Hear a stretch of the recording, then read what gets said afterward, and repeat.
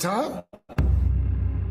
It is time for us to do what we have been doing, and that time is every day. We'll know in a very short period of time, but it looks like it could be something that will be not good. Believe me, not good. I see issue with that. And again, hey. You're not going to be able to insult your way to the presidency. That's not going to happen. I don't know who created Pokemon Go, but I'm trying to figure out how we get them to have Pokemon go to the polls. I'm Ted Cruz, and my pronoun is kiss my ass. So when you think about it, there is great significance to the passage of time in terms of what we need to do to lay these wires, what we need to do to create these jobs.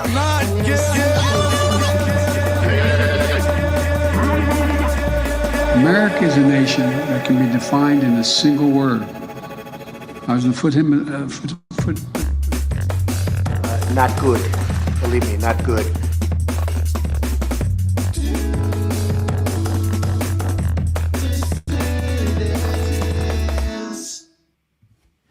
Hello, dissidents. Welcome, one and all, to a Sunday evening edition of the Do Dissidents podcast. Keaton Weiss here with Russell Dobular, live from Seattle once again. Hello. All right, this is Russ's last night in Seattle, coming at you remotely in his worker strike back garb. There you go, looking good, wearing it well, repping the team.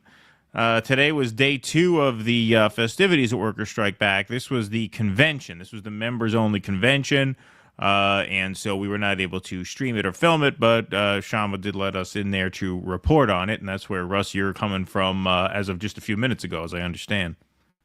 It was weird. I got there a little late. Jill Stein was already drunk. And Chris Hedges was like, he was trying to handle the situation. Right. Yeah. He was like, as the great Sheldon Wallen says, shut the fuck up. I was right. And Sean was like, please, the two of you, stop it. It's very bad for the organization. So good thing they didn't let me film, because that would have been that would have been bad. Although maybe not. Hey, there's no such thing as bad publicity, right? I mean, that would have gone viral. That would have gone that definitely would have gone viral. Yes, indeed. Well, we do have a brief word from Shama. Russell interviewed her just to give a very brief recap of yesterday's festivities, which, thanks to everyone who tuned in to the live stream yesterday. We were on for 9 hours across all platforms. We reached about 200,000 views, which was great. So we want to thank all the other channels who participated, who streamed it to their channels as well. We also want to thank all of our in-studio guests. It was a great time had by all. Very cool. Yeah, it was very well received. But anyway, we'll talk more about that after we get this update on what the convention was on day 2. It was about 3 minutes of an interview that Russ recorded with Shama this morning. So we'll put this on full screen, and we'll see you back here in 3 minutes. All right, Shama, we're about halfway through the first major worker strike back conference. How's it going?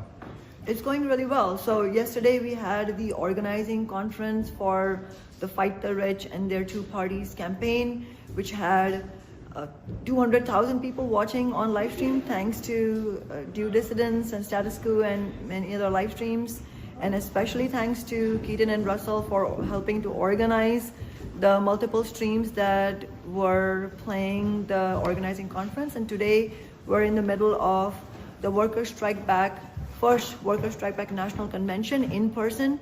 So these are dues-paying members of Workers' Strike Back, so it's a subset of the people that were there yesterday, but obviously it's still continuing the discussion from yesterday. All right, what are you trying to get done today? So today, very concretely, the Workers' Strike Back members who are here in person will be voting now, actually in a few minutes. They will be voting on the Fight the Rich campaign proposal that some of us who are coordinating Workers' Strike Back have put forward. And the Fight the Rich campaign proposal is basically the proposal that we discussed yesterday, except that we didn't have a vote. We're just going to have a vote here and this vote follows the discussion that we had for the last hour and a half. But this is so that Workers' Strike Back members have a democratically organized organization, a democratic organization where they get to discuss and debate the proposals. You were there, Russell. You just saw people putting forward different ideas about what should be in the campaign proposal, how should the wording be changed, and what should we be fighting on. So we're going to be voting on this proposal, and this proposal is basically talking about how we need to organize ballot initiatives on Medicare for all because there is historic support for it. We need to unionize Amazon and every workplace, and how Amazon unionizing is going to be a crucial backbone task of rebuilding the militant labor movement. And the program also puts forward ideas for what we want to see in elected representatives. I mean, for example, one of the things the Fight the Rich campaign proposal says is that we don't think it serves the interest of the working class to just have lots and lots of candidates run election campaigns because most of them are not going to win, and when they do win,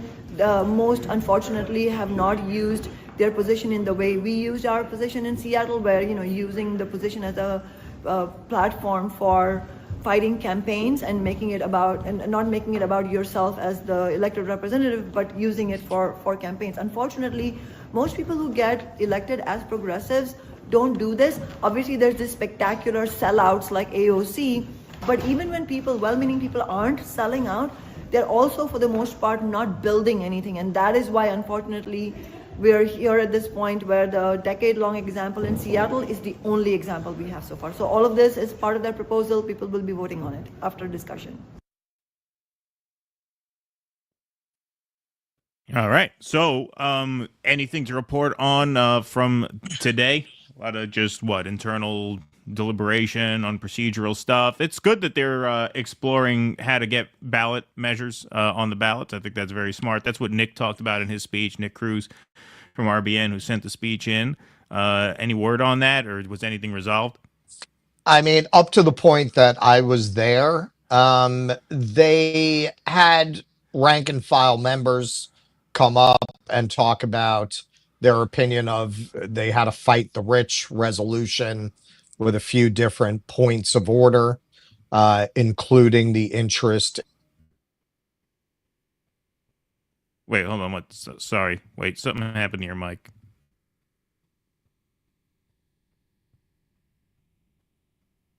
Go ahead, talk. Testing. Good. Sorry. I think that was my fault. I think I fucked with something. I hit something. Go ahead. So, yeah, including organizing for a workers' party. Ultimately, it was kind of interesting that her and Jill Stein seemed to be a little different on that, in that, yesterday, and that Shama made it pretty clear she didn't feel that that's worthwhile until you really have a movement behind you. Whereas Jill obviously feels differently, and it seemed to almost be responding to what Shama said in her comments, that it's worth running these kind of flagship campaigns to get these issues out there. But I think that it'll be a long time before Shama really wants to field a candidate. Like, that's a long-term aspirational thing. What she was talking about today in her speech, which was more like low key, that's for the members, it's more of a conversation, right. Was basically, and you can see that in the full clip of that little interview I did with her. I think if I had to guess, or just what I'm getting, is their first real effort is going to be to unionize Amazon. Shama thinks strategically, unlike a lot of people on the left, shall we say. She's looking at it like, hey, if you organize Amazon, that has a cascading effect through the entire economy. Right. And if you don't, any kind of effort that you do is going to have very limited impact. If you take down that elephant, you basically are running the forest. So yeah, I agree. That's her take, I think.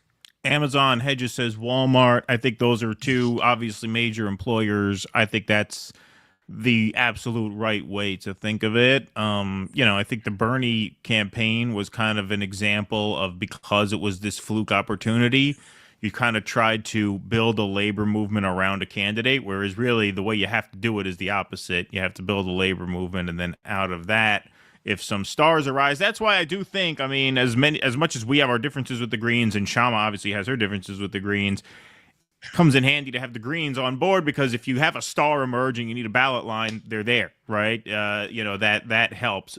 However, I do agree that should come much later, partly because of what we just said. Also, partly because, part of the theme of my speech and your speech was to not wade into divisive issues. Keep it broad, keep it simple, keep it on the basics, labor.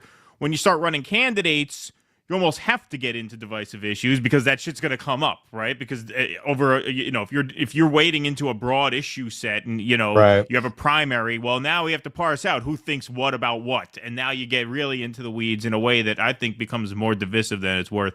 So I think that makes sense to not even worry about that in the short term. On that, I must say, so my experience, obviously, my speech was very much about the danger of being consumed by identity politics. Yours kind of touched on those themes to a certain extent.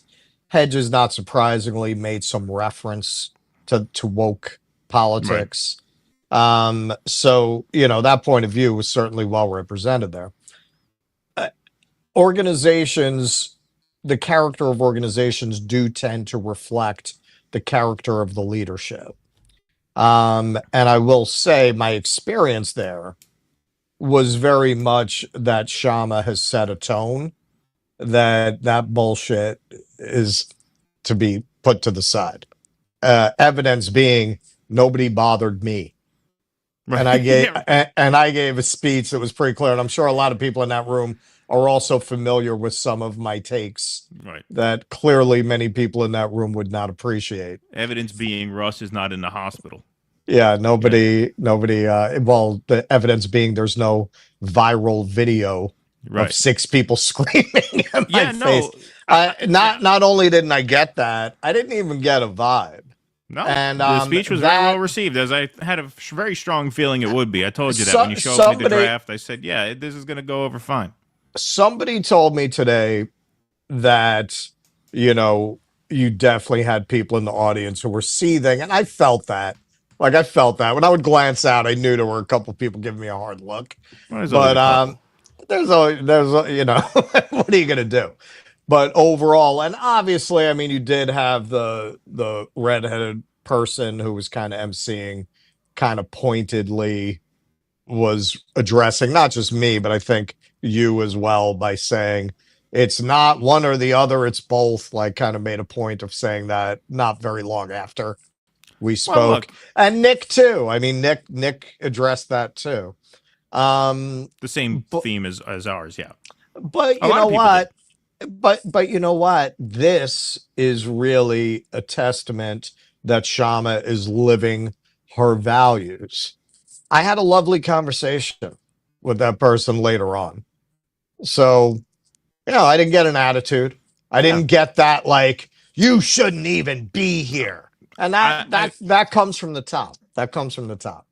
I really don't. I really don't even think that was in response to us. I think you had quite a few people there, bring up the sort of, balancing act between, not caving to actual bigotry, but also not indulging identity politics unnecessarily. Right. Like that's something that I think a lot of people are aware of. And not many people want to address that because it can potentially get dicey. But in that room, I had a feeling it wouldn't because, I've followed Shama's career for a long time. There's a reason we flew out there. There's a reason we made this investment because I trusted it would go really well. And overall, I think the event went great. I thought the headline speakers were fantastic. I mean, that was the best speech I ever heard Jill Stein give. Hedges is always a home run and really killed it yesterday. I mean, that was one of the better speeches I've heard of his, which is saying a lot because he's always great. And I thought Shama was great, too. So I thought all the headline speakers were really, really strong. I thought the workers were strong, too, especially that one guy, Logan Swan. That guy, I mean, he just crushed it. I mean, that guy is a force. So it's good to have him on board. And then, it's great that they got O'Malley involved and, they had a real team-building moment. I thought it was overall a very, very big success. It was a very big success. The vibe in the room was really good. And like I said, man, for anybody, I can see in the chat, like a lot of the audience has that concern that I addressed in my speech. Even Nick got into that stuff. And I will say that Shama's overall take that, like, hey, you don't want to cancel people, but you don't want to indulge that and drive away the laborers who, you're not going to have the laborers throwing around the N-word. And they talk a lot about when they helped with the carpenters who were getting screwed, that they said a line like, hey, you want our support, you can't be talking like that. And that's it. That's it. Fair enough. Fair enough. Right. And if you have a big organization that has something to offer, then guess what? They'll play by your rules. That's what they did.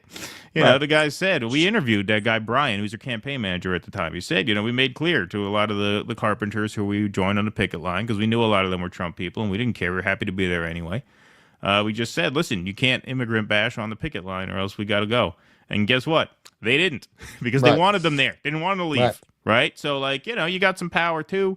So overall it was great. It was great. A great day. Long day, but not boring for a second. I thought it was really, really well executed and well done. And so good time was had by all. All right. No, you've chosen the right career path when you enjoy the work part of the trip more than the sightseeing part of the trip. Yeah, that was my favorite part of the trip. Yeah. Really. I had the most fun doing that. Yeah. Yep. Absolutely. Absolutely. And just one more thing, when it comes to that whole concern about identity politics and, a lot of that is I think a lot of it's real and legit. Obviously, if we didn't think so, we wouldn't have raised the issue. Hedges wouldn't have raised the issue. Nick wouldn't have raised the issue. You also got to remember, at the end of the day, you got to judge the thing not by what it presents as, but what it does. How it acts, whoever's willing to fucking throw down is worth their weight in gold. Whoever sits on the sidelines talking, oh, how can you mask this, mask that? Well, if that's a deal breaker for you, you probably don't have what it takes to do this. The other point I want to make is that we brought this up with Hedges. We brought this up with Shama. It came up. You organize a militant labor movement nowadays, you're going to have a very, very severe crackdown. You're going to deal with police violence. You're going to deal with imprisonment. You're going to deal with all kinds of financial punishment. It's going to take people who are really committed to it.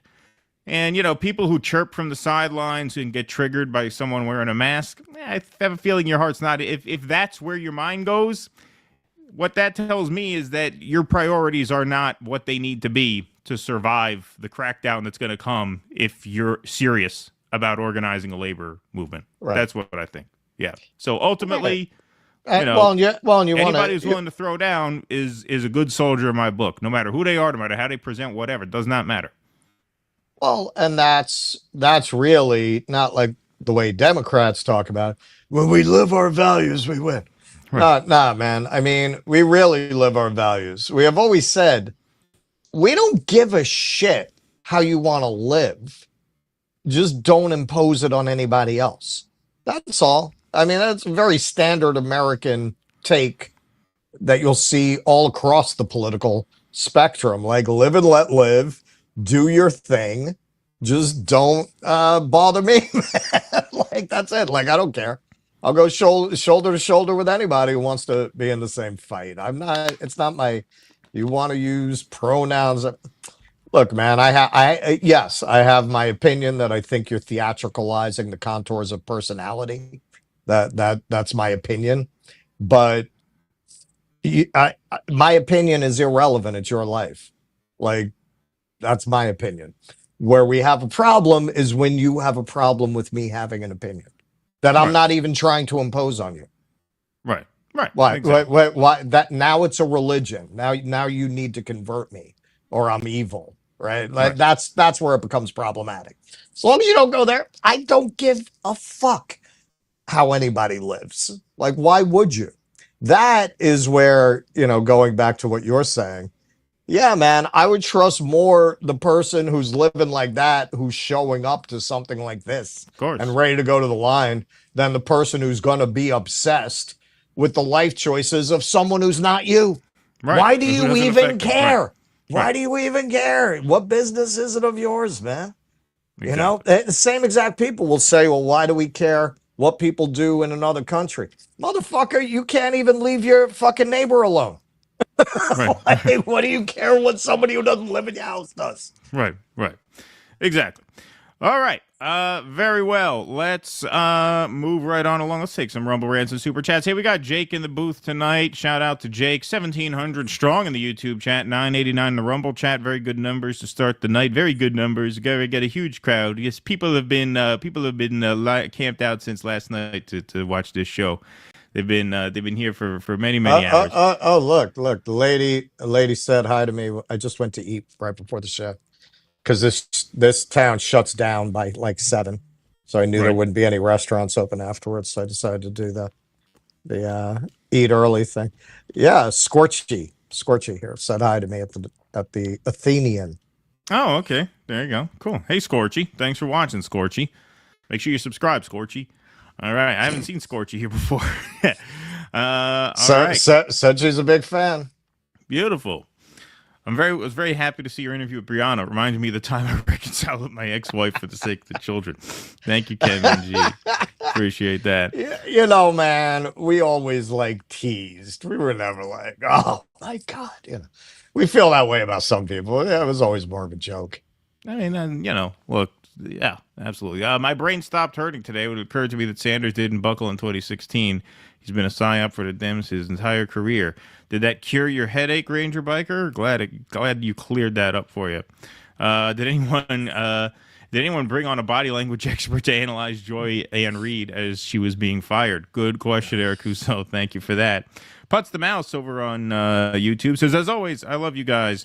Baby Ethernet, thanks for the $2. Refreshing interview with Jill Stein and Brianna. Thank you.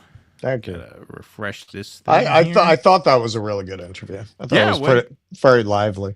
Yeah, and it worked out great that we had Jill there because they were a little bit late coming back, so we needed to fill more time. So that was great. That was great stuff. What's going on over here? Why is this doing this to me? Come on.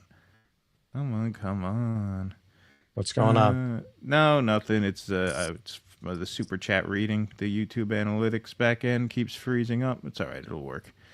All right. Here, let me see if I can get this to load again. Boom, boom, boom. There we go.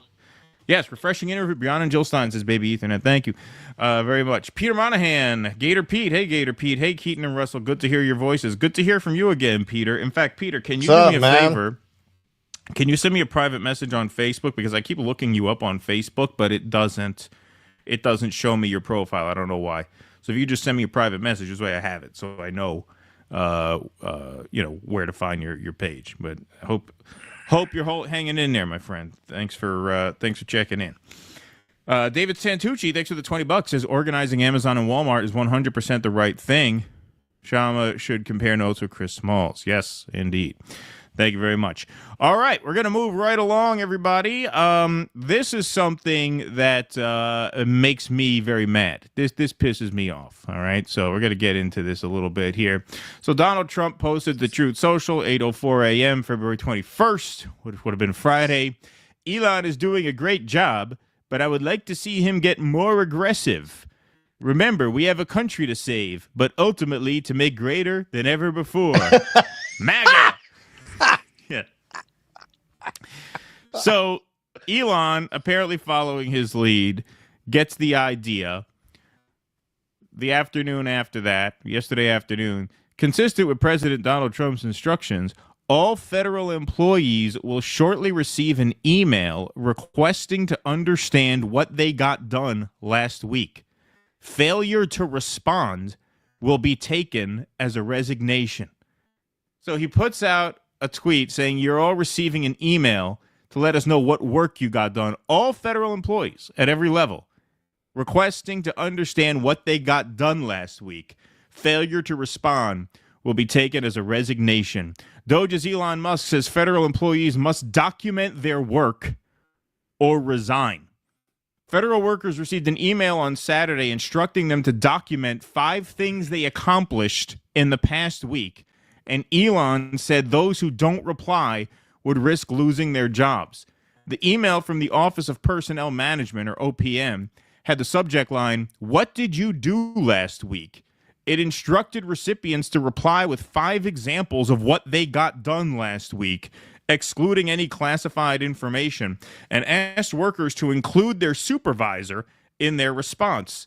Musk, who is overseeing the White House's Department of Government Efficiency, or DOGE, said in a post on X that failure to respond will be taken as a resignation.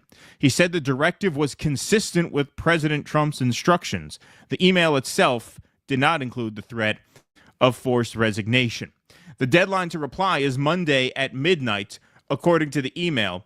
However, at least 3 agencies told workers to ignore the request and not to reply, raising doubts about the enforceability of Musk's threat. Federal workers outside of OPM do not report to the agency, and it cannot dismiss employees directly. In a follow-up post, Musk wrote that the bar is very low here. An email with some bullet points that make any sense at all is acceptable. Should take less than 5 minutes to write. Hey, you know what would take less than 5 minutes? For you to go fuck yourself. That would take less than 5 minutes. In fact, knowing you would probably take less than 1 minute, you fucking freak. That's what I would write back to him. Go fuck yourself. I would not respond to this at all. Of course it's unenforceable. Well, as someone who wants to help to repopulate the earth, my short time to orgasm has been extremely efficient. It's been extremely efficient. It's been extremely valuable. It's part of what makes me as superior as I am. Yeah, I mean, imagine the fuck. But this is the tech ethos. That's why this is important. Of course, this is unenforceable. I sexually assaulted 4 women who didn't even realize it happened. Yeah, right, exactly. Yeah, it happened so fast. I'd be in a lot of trouble. Yeah. I'm like Superman. Yeah. I mean, this is the fucking tech bro mindset. This is exactly how these people think. And I've known this for a long time. That's why I realized how dangerous these fucking people were and how sick and psychotic they were. This is just like, getting a, censorship notification from YouTube or from Facebook or from X now, and you have no real recourse, no real way of figuring out what the hell they think or why they did what they did, no real appeals process. Or if you're an Uber driver or a DoorDash or a Grubhub driver and your account gets deactivated and you lose access to all of your income in a split second with no appeals process, they have such contempt for people that Elon Musk will decide on a whim, you know what? Let's just terrorize the entire federal workforce by sending them an email saying, what are 5 things you accomplished last week? They're doing their fucking jobs. Look at what they were hired to do. That's what they have to. What do you mean? Well, name 5 things you accomplished last week. If you're a cashier at a supermarket, what are 5 things you accomplished last week? Well, I don't know. I can only name 1. I rang the fucking customers up, right? and bagged the groceries. So that's 2. I can't get to 5. Not everybody has 5. And of course it's unenforceable, but they have such disrespect for people that they think absolutely nothing of just, hey, you know what? I feel like flexing my muscle a little bit. So we're going to send an email. Hey, report back with 5 things you did last week. If you don't respond, we will consider that a resignation. That's the level of disrespect they have for you. That's how much these fucking people despise you. And if you think, well, who cares? It's only the federal workforce. This is how these tech motherfuckers treat their employees in the private workforce. This is how they treat people. This is exactly how they treat people. And it's how they think all bosses should treat all workers. And that's what's in store for you, especially when these people start automating jobs out of existence and just notifying you via email that you're not needed anymore anyway, at all. Yeah. If you remember, Bernie Sanders went on Fox years ago and had the whole Fox audience cheering for everything he was saying, for Medicare for all, for free college, attacking billionaires, attacking wealth. Whole audience was cheering for this.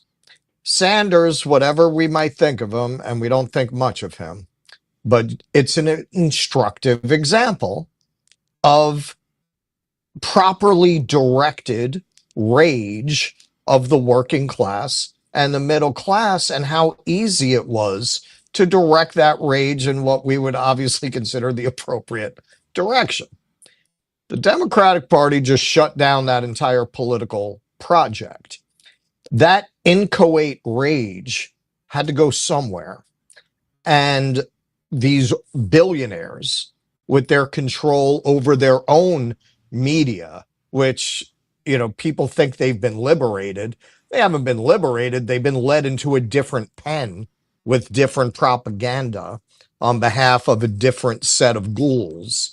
But you still have this very controlled propagandistic media. I don't know if I would go so far as to say worse than what it replaced, but I will say there's not even a notion of a hint of a ghost of a suggestion that there should be any accountability or fact checking or proof. Yeah, no, we'll just we'll let people do community notes. Yeah, we'll just we'll just crowdsource the fact checking. So in that sense, maybe it's worse. It's still too new to really evaluate what all of the consequences of that are going to be. But okay, so people have this rage, and essentially the system did not allow them to direct it at the billionaires. Even now you have Hakeem Jeffries kissing up to the billionaires. You have the new DNC chair talking about how great the billionaires are. There is no actor in the entire system, the established system, that is willing to direct your rage, really, fundamentally, at the privileges of someone like Elon Musk. The opposition party, the so-called, will not do it. This opened up a tremendous opportunity for them to get workers to direct their rage at other workers. Exactly. And I know a lot of our communist friends are not going to like this comparison. But in totalitarian societies such as you did have in the old Soviet Union, that was an old trick to deflect responsibility from the government. Ivan got 2 coupons. See, he's very crafty. He got away with something. That's why you had no bread last week. This is what they're doing to the population. They're convincing them that the problem is that some poor schmuck who works in a federal agency can't produce 5 bullet points. Yeah, I mean, that's all true. They shouldn't have to produce anything. They were hired to do a job. What they accomplish on a routine basis is in the description of the job. What if you worked at a hospital? What if you were a nurse and you got an email from the president of the hospital? It said, "I want everyone who works at this hospital, name 5 things you did last week. You have 48 hours, and if you don't, we're going to take that as a resignation." I mean, the condescension, the disrespect of that, and the cavalierness with which he'll just fire that off, even if it is unenforceable, and it is, and everybody knows it. So OPM said in a statement that individual agencies will take any next steps as part of the Trump administration's commitment to an efficient and accountable federal workforce. OPM is asking employees to provide a brief summary of what they did last week by the end of Monday, CCing their manager. Agencies will determine any next steps, an OPM spokesperson told CBS News. Newly sworn in FBI Director Kash Patel told his employees in an email Saturday that they should pause any responses to the OPM memo. FBI personnel may have received an email from OPM requesting information, Patel wrote in a message obtained by CBS News. The FBI, through the office of the director, is in charge of all of our review processes and will conduct reviews in accordance with FBI procedures. When and if further information is required, we will coordinate the responses. For now, please pause any responses. The State Department also directed employees to disregard the email, with an official telling employees that the department will reply on behalf of employees.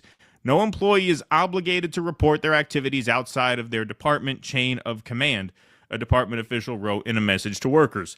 The Pentagon sent a similar message to employees on Sunday and posted it on X. So we don't have to read that whole thing. There is, of course, a risk of somebody revealing some sort of classified information if they just send a detailed list of what they're doing.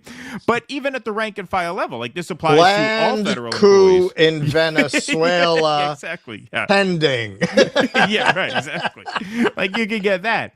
But even at the more rank and file, I mean, the condescension of it, the contempt that these people have for workers, and to see workers just revel in it. to see them revel in it. Yeah, To see them look sideways and think, hey, yeah, what are you doing? What are you accomplishing?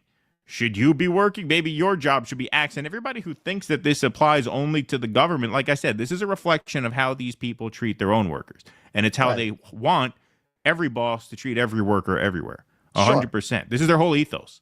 Sure. And if you have been convinced that this is a victory for you, you, my friend, have probably been reading too much of popular right-wing author A. Judd.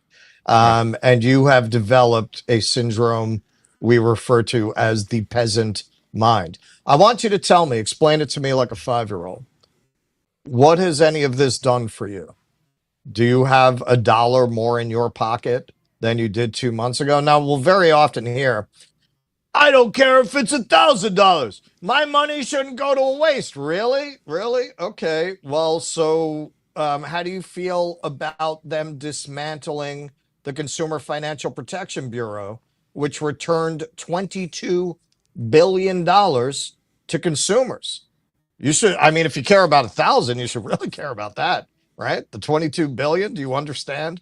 Do you understand the way they're manipulating you so that you put your attention on these trivial flexes and these attempts basically to pare down the workforce in order to bring the bond market under control? That's what this is really all about in the short term. They're trying to get down interest rates by getting down bond rates. All of these people are collateral damage to a project that most people who subscribe to MAGA don't even fucking understand.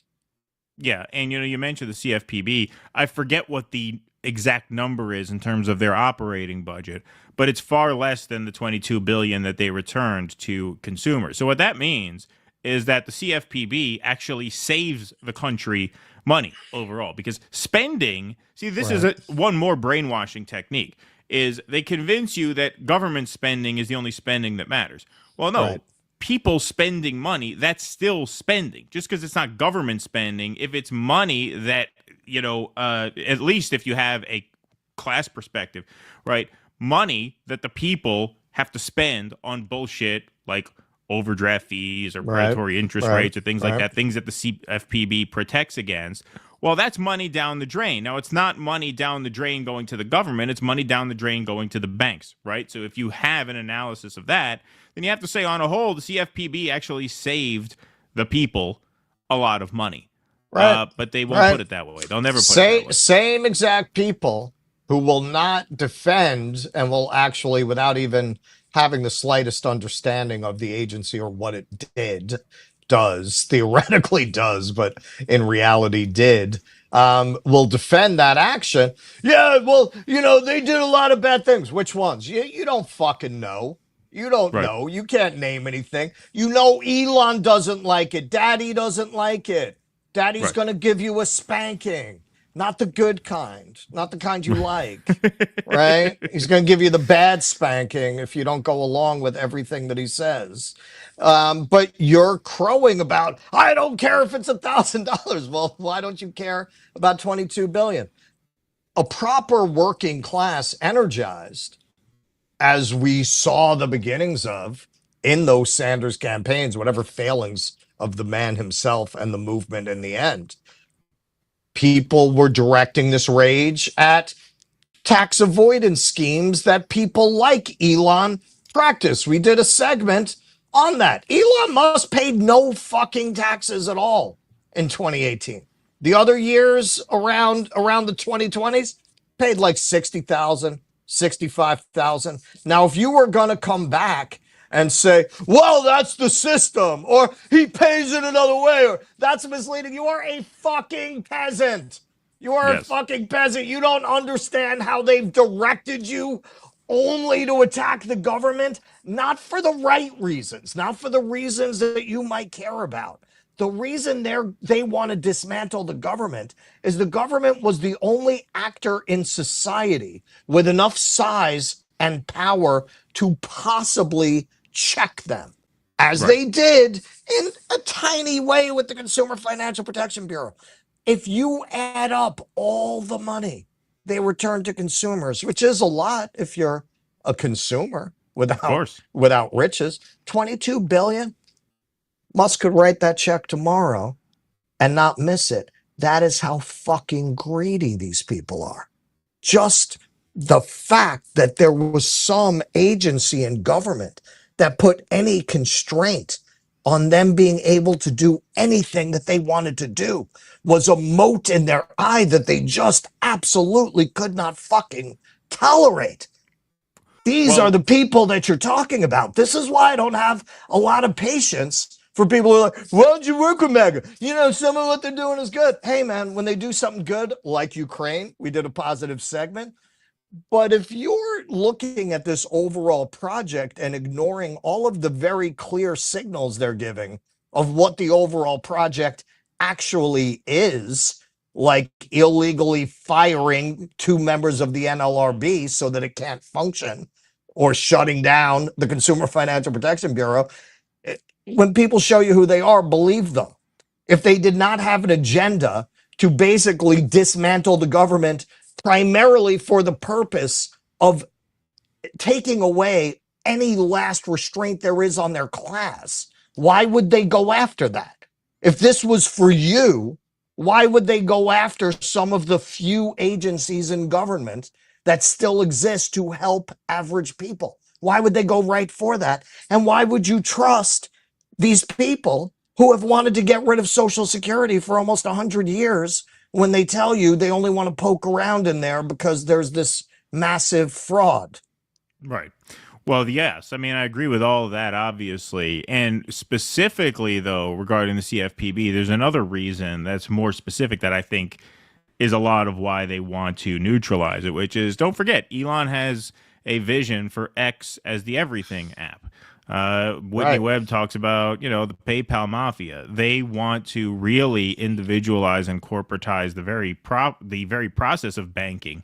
They want control over that, and the CFPB would be a cop on the beat, making sure they weren't fucking people over when they did that. So they take that out. That's one less regulator they have to deal with in an already unregulated space of this weird sort of digitized, appified banking world that they want to usher in.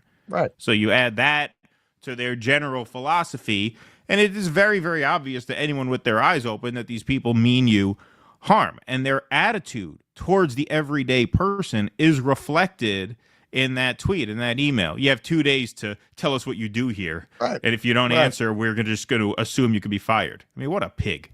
What a fucking piece of shit. Look, because it's a monster movie, people never think of the Aliens movies as dystopian science fiction. But they do make it pretty clear what the deal is in that future. And I always thought that it was pretty likely. Like, Ripley is working for a military division that belongs to a corporation. Basically, in this future, the corporations are governments with their own military, with their own territory. That's where this goes. Where essentially corporations become states. Yes, absolutely. Absolutely. All right, folks, we're going to take a quick break for a quick word from one of our dissident sponsors here, a bard and a guitar, and that's the name of the musical artist. His album is called Dogmatics, and Dogmatics is a musical retelling of the Jonah fable in a modern-day setting. This satire album follows a bard and a guitar tasked by God to help the people of a city whose politics he can't stand, featuring reinterpretations of All the Girls Go Crazy, No Irish Need Apply, and Love Me, I'm a Liberal. Find it on most music streaming platforms by searching for Dogmatics by a bard and a guitar, or follow the link that we've set up, which is super easy, dodissidents.com/bard. So go and check that out and support our dissident artists and sponsors. It's dodissidents.com/bard. Check that out, and it's available on streaming as well. All right, folks, we are going to continue right along. All right, we're going to have some fun tonight. You know, it was a busy work week. It was an intense work week. We had a lot of serious conversations, serious interviews, some serious speeches. So let's have a little fun, because CPAC was quite the show this year. Breaking. Elon Musk and Argentine President Javier Milei. That's right, Javier Milei, freshly named in a fraud allegation over an obvious pump and dump rug pull crypto scam. That didn't cancel his invitation to CPAC. No, he showed up anyway. Now, just to give you an idea of how dorky these people are, they played the following video over Bad to the Bone. And I left in the first few seconds of genuine audio just because it's pretty funny. But then we did have to switch to our boogie woogie music for copyright purposes. But here he is meeting Elon backstage at CPAC. The festivities begin.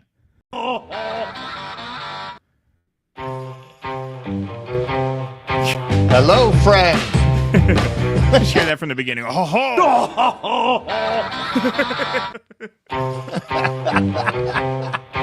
Russ will translate to Spanish. How are you? Good. I have a gift for you. Thank you. And yes, a chainsaw. Does it work? Does it work? It's so cool.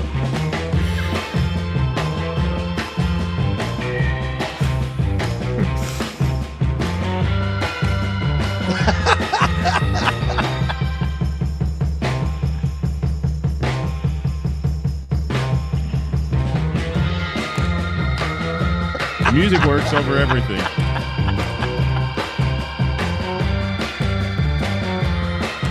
Let's go.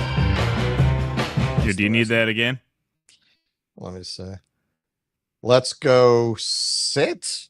Let's go to sit for Doge. So Doge. Yeah, obviously he is there to promote Doge since Javier Milei was really the ideological inspiration for Doge. I say it over and over again. You want to know Elon Musk's political hero? It's not Donald Trump. It's this maniac and now obvious scam artist, Javier Milei.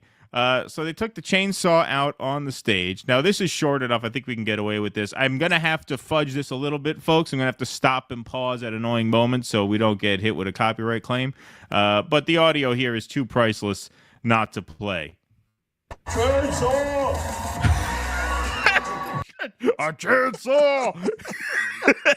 One more time.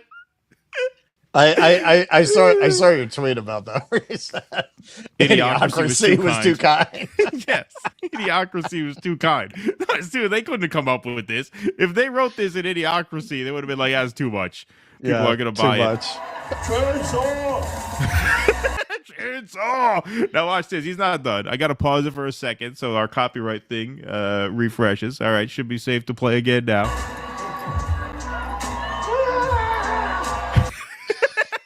My God.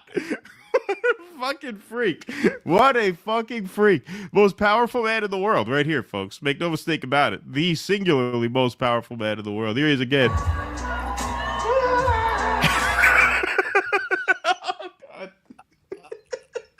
Okay. All right. So as Chainsaw! all right. As funny as it is, again, when people tell you who they are, believe them. Yeah. What intentions do you think Elon Musk has towards the average person, the average poor schmuck, when he will take this guy who just scammed average people out of over $1 billion in an obvious crypto scheme, who took advantage of his position atop the state to run a seedy crypto pump and dump? Essentially, Javier Milei is the Hawk Tuah girl of world leaders. Right. And you bring him on a stage with you? Yeah. Why would you do that if you had any affection at all for the kind of people that he scammed? Not only do they not care about people, they assume, in a lot of cases correctly, that the people have been so reduced to a peasant mindset that they're not going to pay a price for that. And Right. he's right. Not with his base. Not with the people he cares about. Yeah, look at that. That was so cool. He's rubbing the on stage with the paint off. That was fucking awesome, man. That was awesome. No, they know that the people don't care enough about each other to hold them accountable because the people have no solidarity, because they have completely broken people to the point where that is a concept that is completely foreign to most people, unfortunately. And I would say almost all of the people who still idolize these guys. So here's some more. Again, we got to be a little bit cagey with how we play this because you can't play too many seconds in a row without pausing it. But here's some more.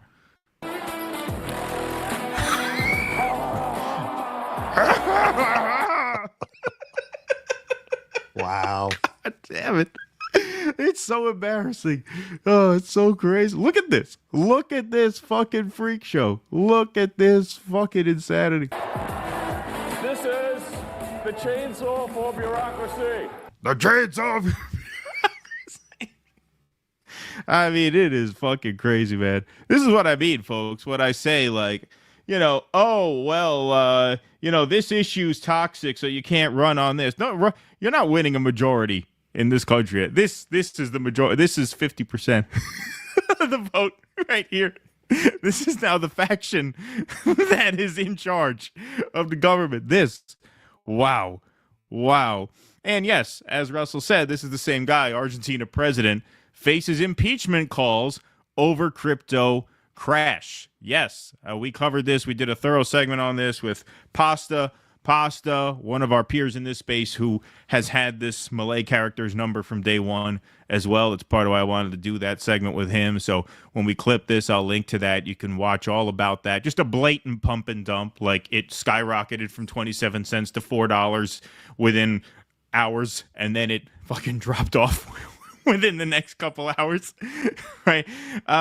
So this did not stop the second most powerful man in the world, Donald Trump. What they call it, a fueracorn? Yeah, the fueracorn. Yeah, fuera. Yes. That didn't stop the second most powerful man in the world, Donald Trump, from giving him a shout out during his speech. So here's Donald Trump shouting out Javier Milei. Great honor. And a friend is here from Argentina. And stand up. Good job. Great job. Great job.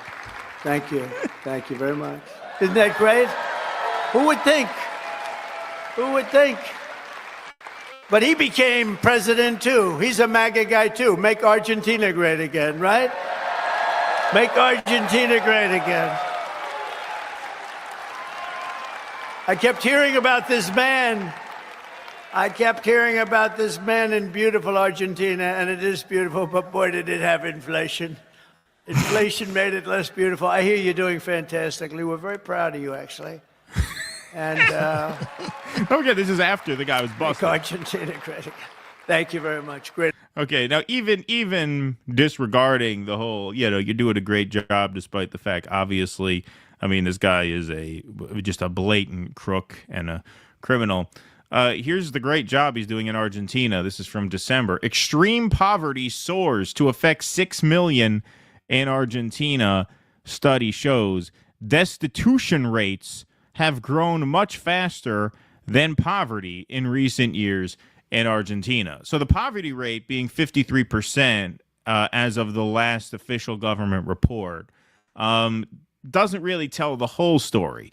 The whole story is told when you look at just how poor the poor really are. Because these budget cuts, these afuera after afuera after afuera, they have completely immiserated the lower third of the people there on the income ladder. And so that's the great job. Just an obvious scam artist, obvious financial criminal who is presiding over extreme poverty. Extreme poverty. And once again, this is, I have to say it over and over again, this is who Elon Musk, even more so than Donald Trump, looks up to very much. And then there were these characters here. The third term project for Trump 2028 and beyond. So yes, let's take a look at what these guys have to say about Donald Trump seeking a third term. This is at CPAC as well. At which point he'd be in his 80s, right? Yeah, well. What is he now? 78? Yeah, something like that. Yeah, he would be well into his 80s at that point. So here these guys are raising awareness for the third term project. This is at CPAC 2. This is, outside the main hall. Inside of the cabinet, or have connected directly inside of the cabinet, or have contacts that this would be an official bid for a third term, or are you guys just trying to raise awareness as activists? Raising awareness as activists right now. Trump has brought up that if the public demands it and the rules are changed. What we're really doing right now is we're scamming people out of money, getting them on a donor list, and we're going to take some donations from them. Apparently the people here don't seem to mind being fleeced by scam artists, the scumbags, and so that's what we're here to do, to raise awareness. And by raise awareness, we raise money for a cause that's obviously never going to happen. We started out in a business, RFK, I guess he wouldn't mind now that we mentioned he was a silent partner. We were selling raw water. It was basically from a creek behind my house. But too many people got intestinal worms. So now we've decided, they call it a pivot. We pivoted to this business now. To the third term project, yeah. Such as with Representative Andy Ogl's amendment that's been proposed, that Trump would step up to the plate. So we are confident that he would step up to the plate if we get to that point. We have not been in contact with officially with the administration. We're building the grassroots groundswell that will lead eventually to grassroots groundswell.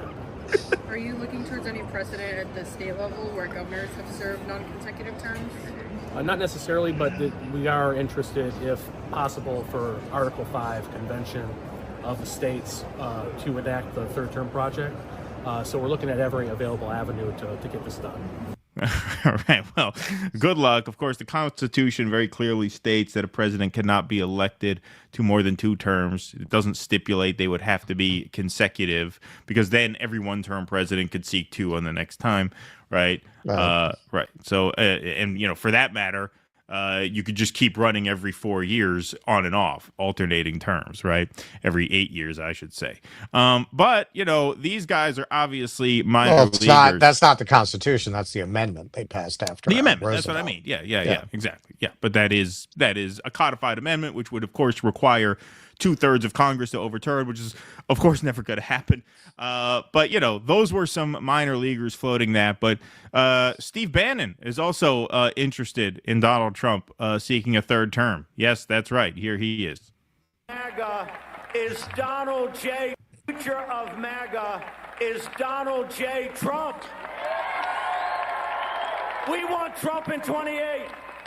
That's what they can't stand. A man like Trump comes along only once or twice in a country's history, right?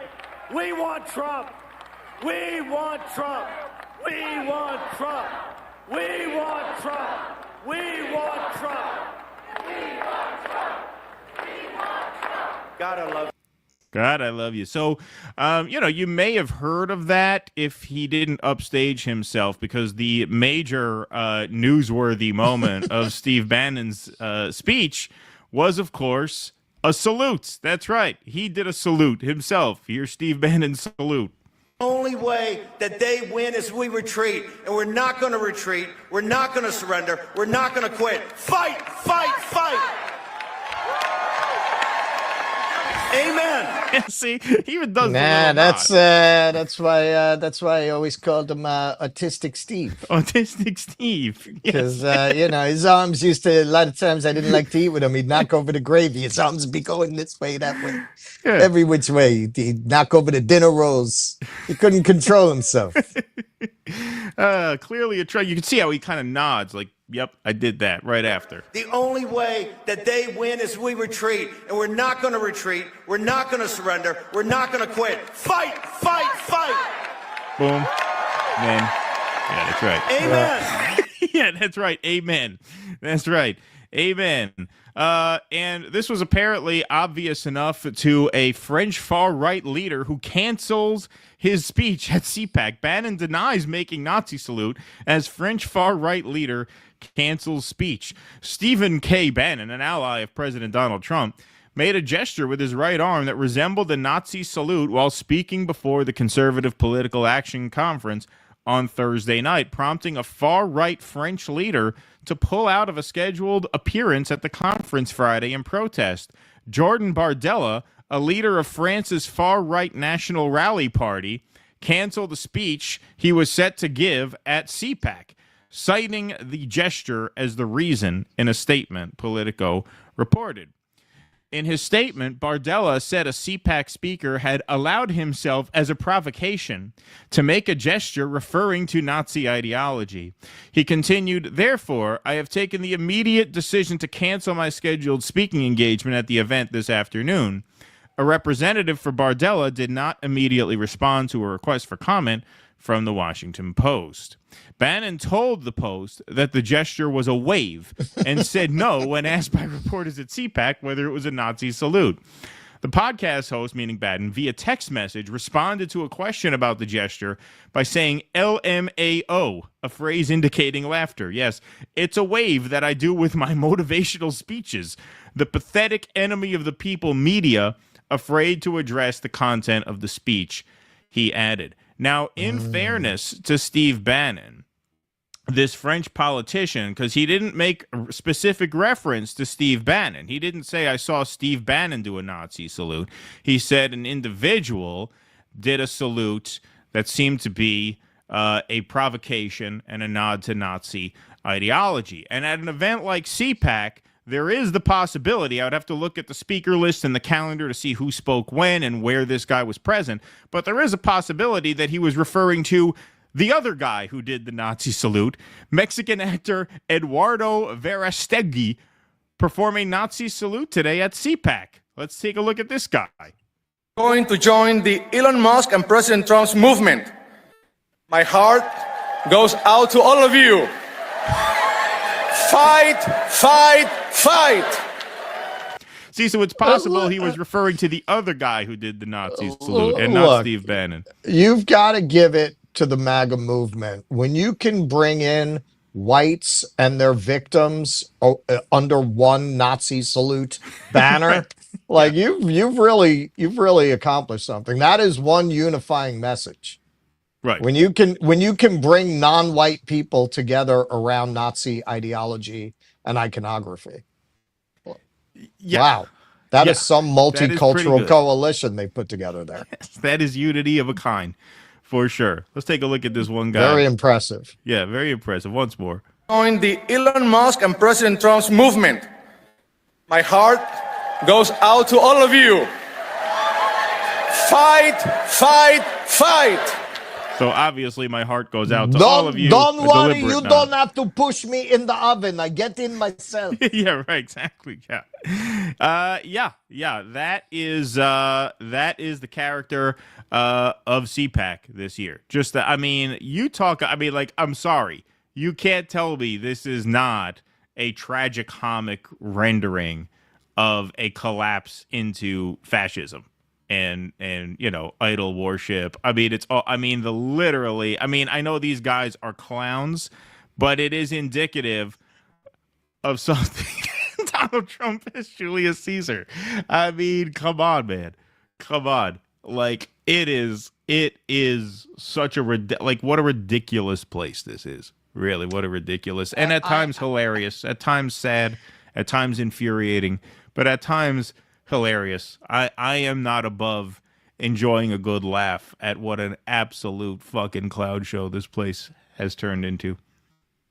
I am not sure if this was an anecdote in Guns, Germs, and Steel. I definitely read this during the pandemic. It was a fascinating anecdote about when they first brought natives to Spain to see it. Like, they brought members of the royalty of someplace in South America. They brought them to Spain, and they had never seen income inequality before. Right. Like when they saw, people starving on the street, and they saw these castles, according to the Spaniards who translated, they didn't understand why the poor people didn't kill the people in the castles. Like, they didn't understand how that was sustainable. Right. that is sustainable when people have been mentally conditioned to accept what should be unacceptable to them. All of these people, I'm not suggesting any violence, but, they should be held accountable by the people for their theft, robbery, abuse, and just absolutely ridiculous hoarding of wealth and resources in a country where, 10 people have about half the wealth? Is that what it is? It's about something like that. Yeah. I don't know the like exact 10 number, but people. yeah. Like do you know how much you have to brainwash and condition people like animals, like horses, to accept that bit, to accept being steered that way, not only to be steered that way, but to emphatically defend these people as we so often see? What are you, jealous? What are you jealous? Wow. Yeah. Wow, man. How mentally broken are you that you would look at these people and not say, you gotta be careful how we say this, but that they should be held accountable, maybe, rather than celebrated. Just look at this headline, and then extreme poverty, and then obviously Millet popularized the chainsaw, right? As a very, very on the nose metaphor for just slashing the state, meaning the social safety net that would prevent people from plunging into extreme poverty. And then look at this. Chainsaw. Chainsaw.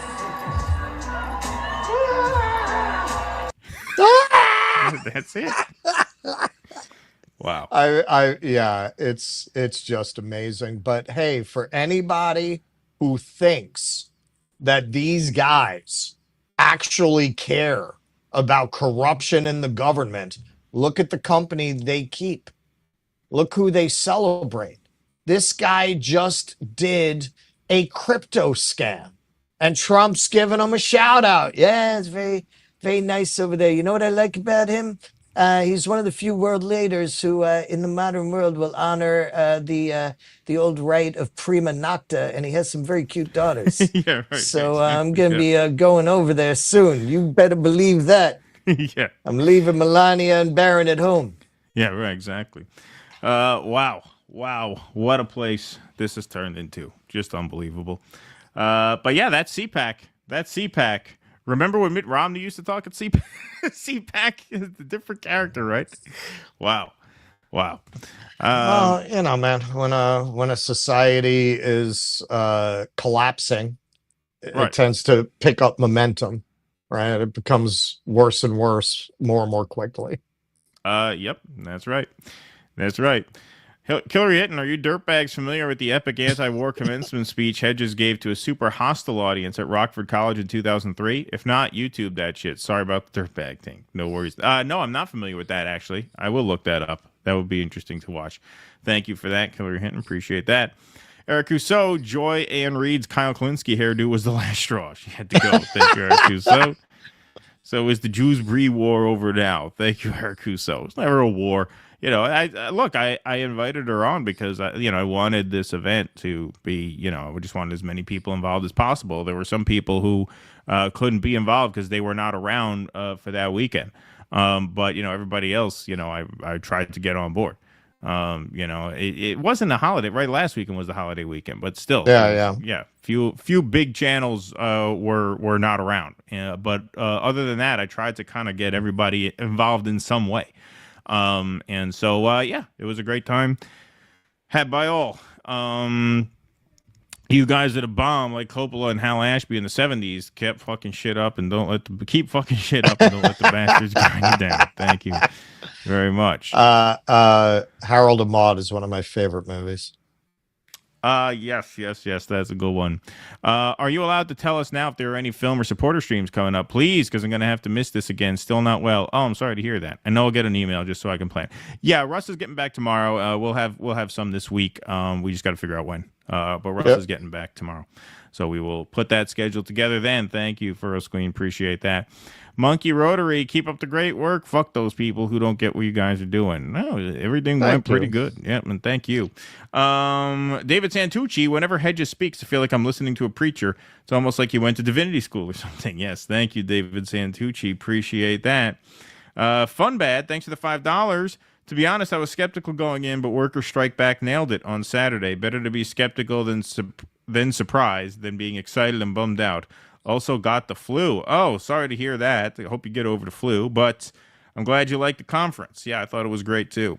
CEB, Keaton is a boomer. You use Facebook. Haha, kidding. I'm nearly 40. I mean, not to be defensive, but I actually don't use Facebook that much. There are certain people he's not who I on communicate with on Facebook. Yeah. I don't really go on there anymore. I keep Facebook because, yeah, man, it's like, I guess this is a good thing about social media. Like in the course of life in the past, you just lost touch with people that you knew that no longer were in your life. It's nice to kind of see them have kids and, have that in your periphery. Yeah. Yeah. I mean, it definitely has its use. Laughs, when are you posting clips of your own speeches? Also the BJG interview. So the Brianna Joy Gray interview is clipped for YouTube right now. It'll be clipped for Rumble tomorrow. And our speeches will be up tomorrow as well. I just have to do a little bit of editing because the stream happened to buffer at the time when we were on, and so I have to edit around the buffer points. But yeah, they will be up tomorrow as two separate clips, Russ's and mine, and then the Brianna interview is up on YouTube. That'll be up on Rumble tomorrow, so keep an eye out. Thank you for that. Appreciate that. All right.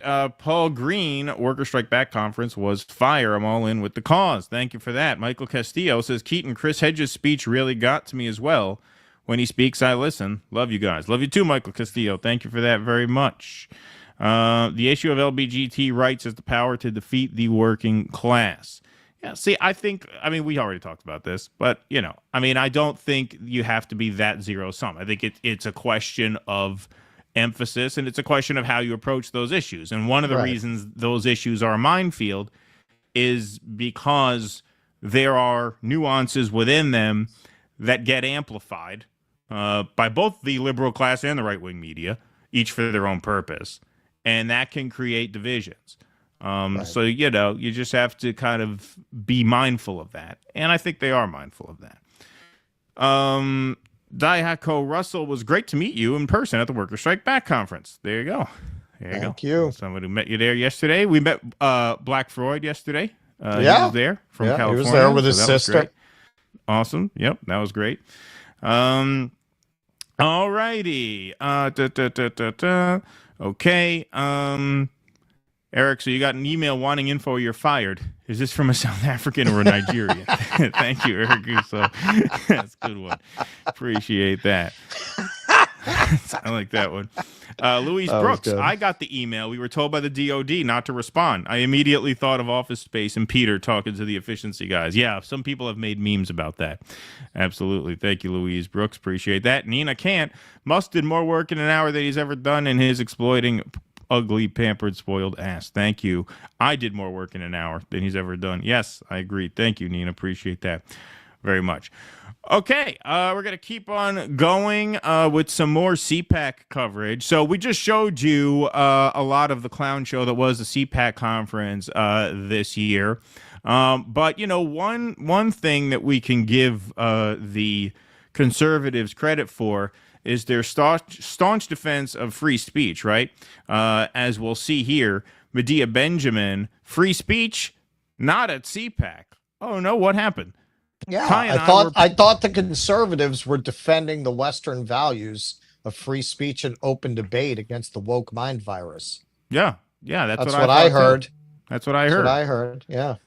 Ty and I were peacefully engaging in conversations at the Conservative Political Action Conference when we were harassed and ultimately kicked out, despite having legitimate credentials. The hypocrisy is staggering. If conservatives claim to value free speech, why silence those calling for peace? Yes, so they had press passes to the events. And as you could see towards the end of this video, they weren't getting into like hostile throwdowns with people. Medea's very, very professional and courteous to people. Yep. And as you'll see in this video, but you'll also see her getting kicked out for no reason at all, despite having a press pass.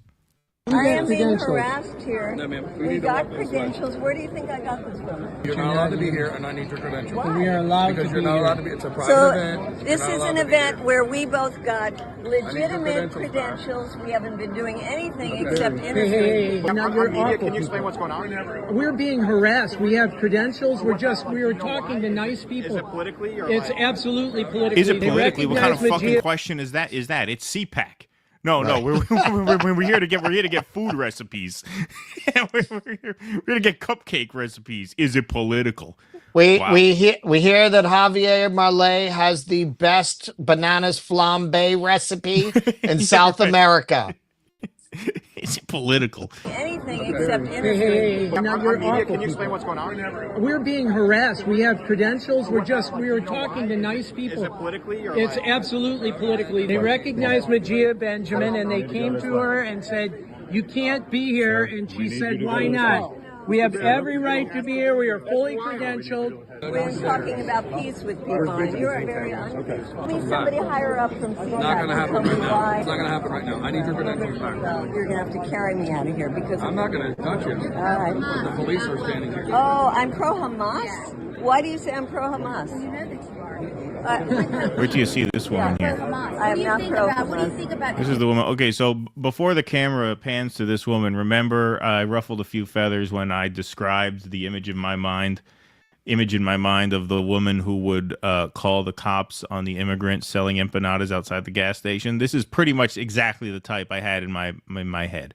The woman I had in my head's a little older, her skin's a little rougher, but it's this woman in 20 years. Okay, so here's the type I'm talking about. I think that I want peace in the world. What do you think about this? Actually, what a lot of people. Yeah, there she is. See, that's the type. That is the type who would call the cops on an immigrant woman selling empanadas. I think you're describing a Karen, essentially. Yes, a Karen. Yes. Yeah. What do you agree with? We want to see peace in Ukraine. We want to see peace for the people. I think that's a debunked story 1,000 times over. That's what I think. Bad to babies. I'm a grandmother. I love babies. You're a grandmother. I'm a grandmother. Scary thought. Why have you been articulating and being the mouthpiece for Hamas? Are you funded by Qatar? I am not a mouthpiece for Hamas. You're making yourself. She thinks she's smart. Yeah, you are very silly. What you should be asking right with now. Your hair like that and the shit you're wearing, I look sorry. There's absolutely no reason. You do look silly. She look that is the look of a person who in 20 years her skin is going to be wrinkled from sun exposure, and she's going to put on very bright colored lipstick to make it look good in her mind. And she's going to see an immigrant selling empanadas, and she's going to call the cops on them. If there are any immigrants left, there might not be by then. She would do that now. Yeah, she would do that now. Yeah. You're wearing, I look sorry. There's Excuse me, ma'am. What are you saying to me? I think that I'm a fucking bitch? That's not a nice way to talk to people. We're supposed to be able to talk civilly. So it's such a shame we were just kicked out of the CPAC conference, the conservative group. Wait a minute, hold on. Was the CPAC... Is it really called Gaylord Convention Center? No. Is it really? Is it? Is it? Look behind her. Convention Center. Well, it could be like Gay Nard or something. No. Is it Gaylord? It's such a shame we were just kicked out. Gaylord. It's called Gaylord. I just realized that now. Come on. You're making it too easy for me. Yeah. I mean, if they're not sending a signal to the boys, I don't know what is. What? If they're not sending out a signal to the boys, I don't know what is. You talk about there's a bar called the Manhole in town that's very busy right now. Yeah, right. It's called the Gaylord Convention Center. That's funny. Men loving men. Men loving men, baby. Nothing wrong with it. Oh, come on, Medea. Not that there's anything wrong with that. Not that there's anything wrong with it. No, of course. I take offense at the misrepresentation. That's all. That's what I take offense at. Man. Oh, Medea, you missed the lob ball right down the middle these are just like the supplement taking gym going gays. Yeah. But D, if you got kicked out, you're gonna do a video like that. Hey, I've just been removed from the Gaylord Convention Center. See, she would never go there. She would never go there. No, she would never go there. She's one of the left she losers. needs to team up with us. Oh, yeah. Yeah. That's not a nice way to talk to people. We're supposed to be able to talk civilly. So it's such a shame we were just kicked out of the CPAC conference, the conservative group that was having its meeting. Yeah, that's not gay at all. It's not gay at all. Agreeing with some, disagreeing with some, but all in a very civil way until the Goon Squad came. Okay, all right, focus, Keaton, focus. All right, so now, during this little recap, you're going to see some of the interactions that she had with people inside. Well, we're supposed to be able to talk civilly. So it's such a shame we were just kicked out of the CPAC conference, the conservative group that was having its meeting. We were having wonderful conversations with people, agreeing with some, disagreeing with some, but all in a very civil way until the Goon Squad came. The security, the police, all kinds of people. Gaylord Nation. Gaylord National Convention. Trump and the conservatives were all about free speech. What happened to that? Oh, wow. But yeah, look, she keeps her cool under all circumstances. Sure. We didn't even show this clip on YouTube because it'd probably get flagged for hate speech, even though it would. I mean, we didn't want to take a chance. I know exactly what you're thinking of. The Israeli woman. I hope that you get raped and murdered. That would be good for you. Yeah, exactly. And even under that circumstance, she kept her cool. So obviously, I mean, I had no doubt that she would get along fine with the people in there.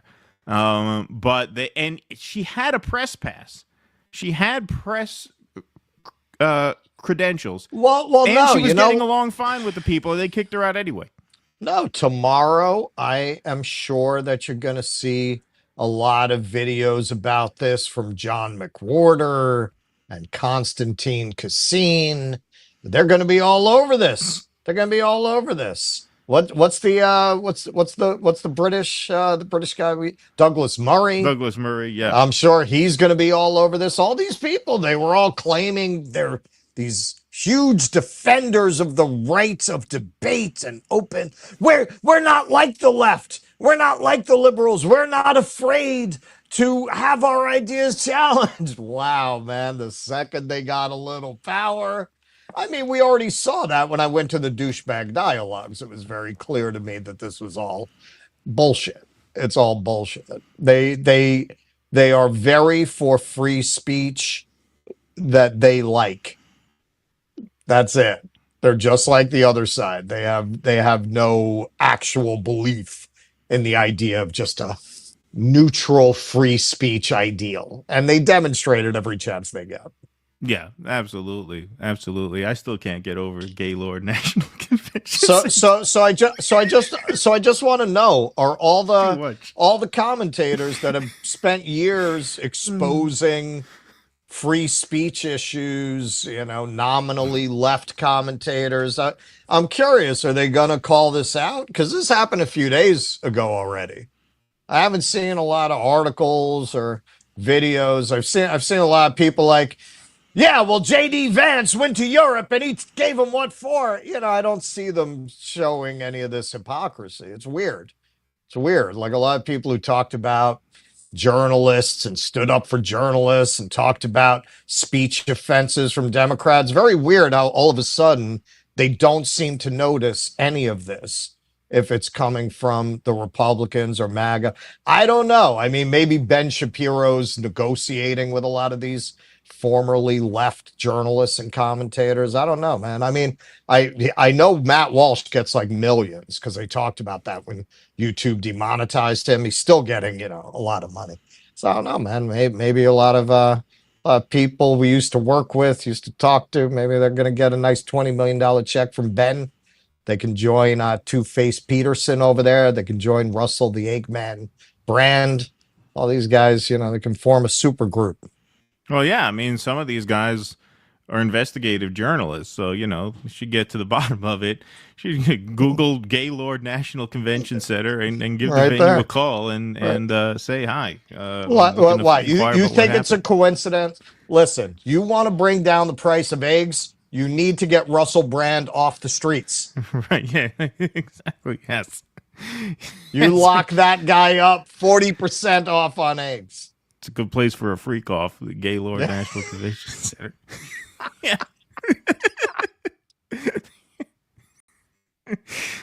Oh my God, that is too good. Why did the universe have to name? Why was it named that?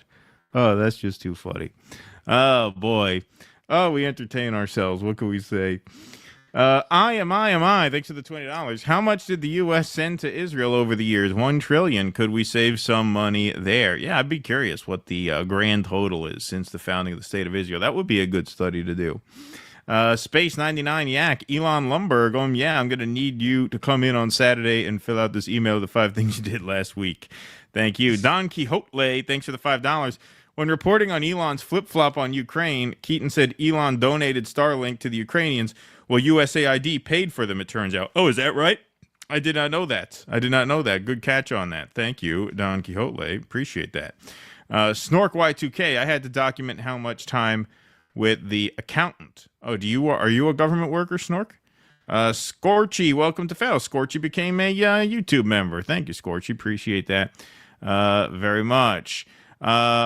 My 2 friends are ER nurses and got this email. My one friend found out she has a blood clot Saturday and then saw this nonsense. She is worried. She voted Trump.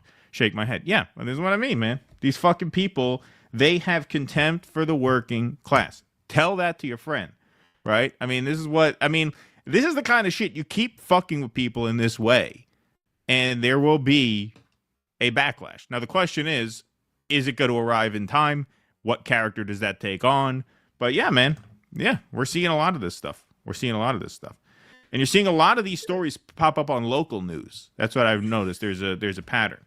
The national media is swept up in the whole, circus of it all. But the local news, hey, this community center over here is closed, right? And they send their team down, and that's how some of the word gets out. But yes, it is getting out. Listen, I think they're trying to signal a couple of different things to you. And it's very obvious. They're bringing Malay on stage with them. Clearly they're saying they don't care about you. They don't care what happens to you. They don't care who robs you. They don't care who cons you. And then they'll dance with the village people and they'll do a convention at the Gaylord Center. They're clearly trying to send you a message. It's amazing to me, so many people who, like, if a celebrity goes like this, they think they're, in the secret Illuminati club, and they're signaling. So you don't think they're signaling to you that, you're going to have to get a dozen eggs if you want to get in the club? Yeah, right. Yeah, exactly. Yeah. I wish my congressman would send an email every Friday telling me what 5 things you did this week besides serving Israel. There you go. Thanks, Back from the Road. Appreciate that. Noah Goop, these people don't have a single word to say about $500 billion going toward developing their robotic AI replacements. It would be funny if it weren't so sad. Yes, good point. Absolutely. Okay.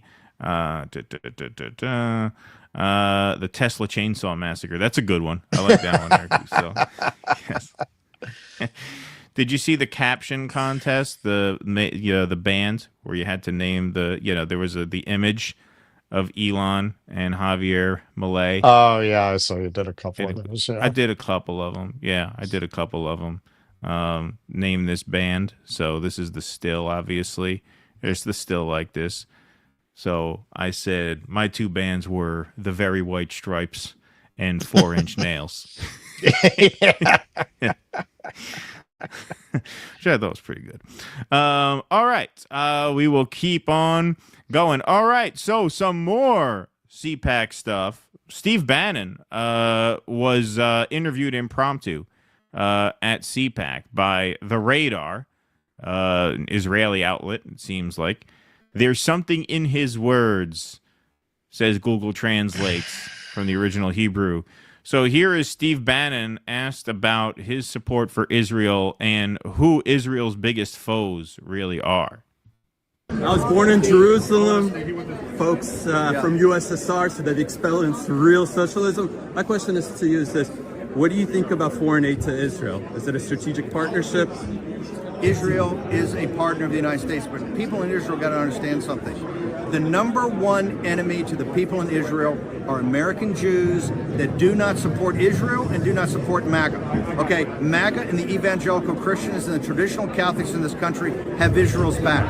They have the Jews back. The biggest single enemy to the Jewish people are not the Islamic supremacists. The biggest enemy you have is inside the wire.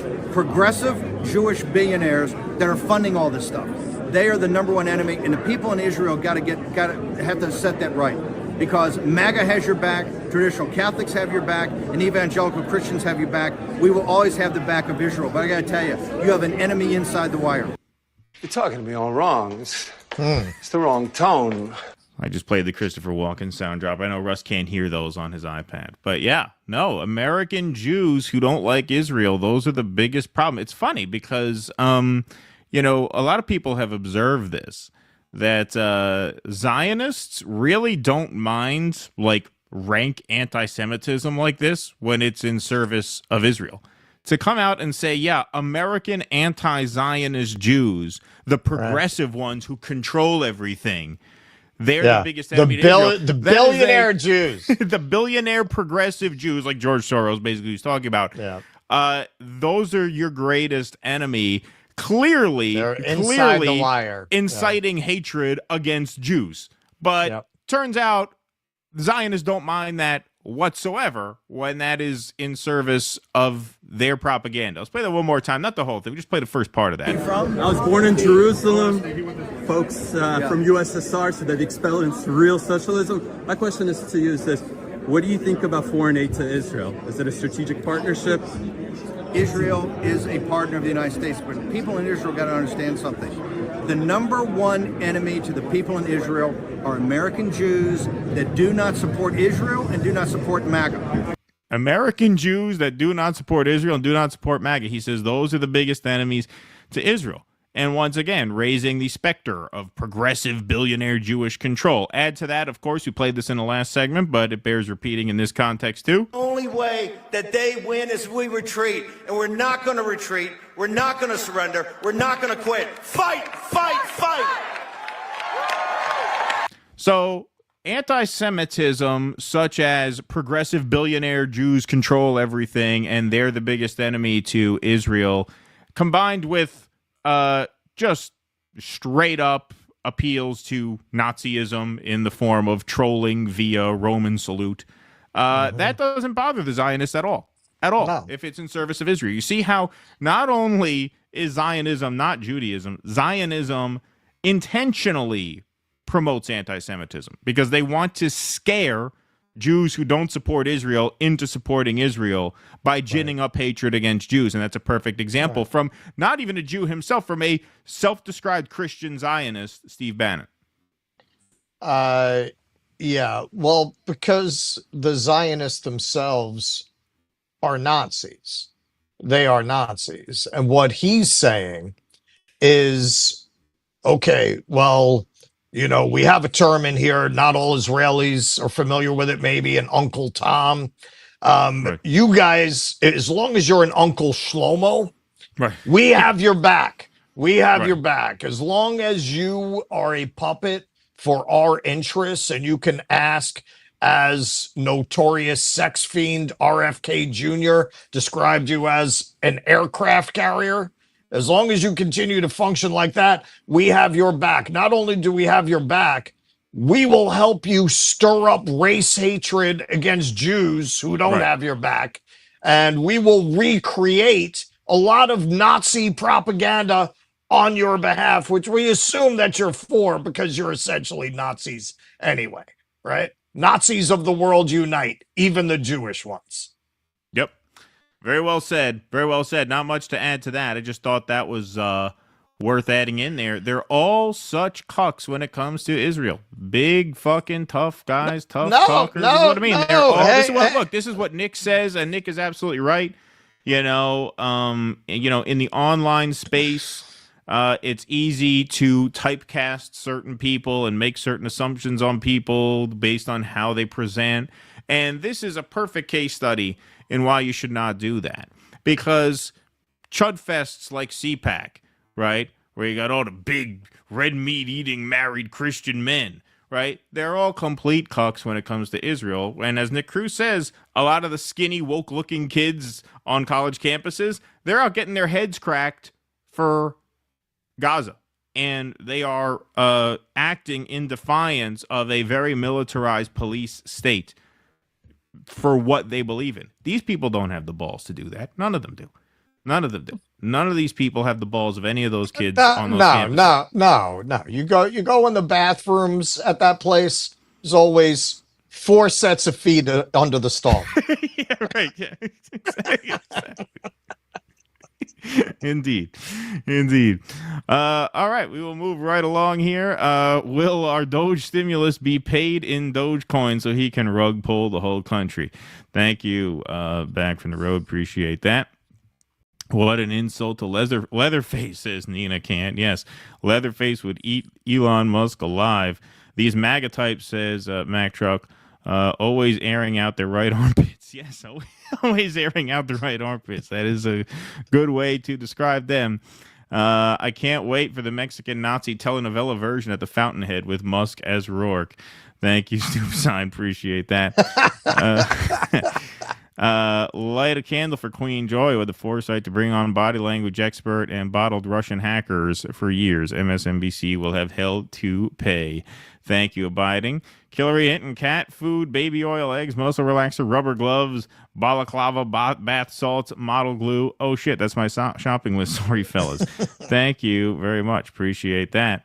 El Casador, can you guys merge your countdown clock at the start with your speeches? Funny, Russell is simulating a blackout like he's about to get lucky. The OnlyFans portion is going to be on Rumble. Thank you, El Casador. Appreciate that. We have some sound drop housekeeping, I think. Oh, we do. Yeah, so we are at 800. So first of all, we are at 2,400 on YouTube. So there we go. And then here we go. We are at 894 likes on YouTube.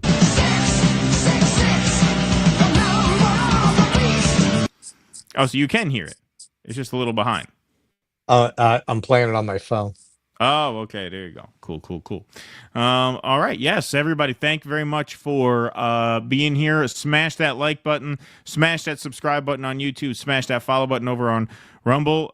Jake, if you want to hit the scroll, we can hit the scroll right about now. Let's pause for a word from our patrons and paid Substackers and paid Locals members. We rely on your support to do what we do here. So if you would like to sign up, you can go to patreon.com/do-dissidents. That's option number 1. You can also join our Substack, do-dissidents.substack.com, or you can join our Locals at do-dissidents.locals.com. Our Locals page is linked to our Rumble. So if you're watching on Rumble now, the easiest way to join that is to smash that join button, the bright red join button underneath the video player. That takes you to our Locals page. Perks of membership include your name up in lights here on the show scroll, bonus live streams, including one content and call-in live stream and then one film club live stream. We're going to be doing bonus live streams this week. Pardon me. So you will be seeing plenty of us this week if you are a paid member. So please, if you can, go to do-dissidents.locals.com. You guys are what keep the show afloat, and so you are the backbone of this project. So thank you very much for your support. And while we're here, why don't we also plug Russell's tour? Russell, why don't you give a pitch of your tour here, since that's coming up in a few yeah, that is coming up soon. All right, so this... right back while you do that. This is a tour I created because I was fascinated by the subject. Lots of people do like Italian mob tours in New York, but the Irish actually were the innovators. They were the disruptors.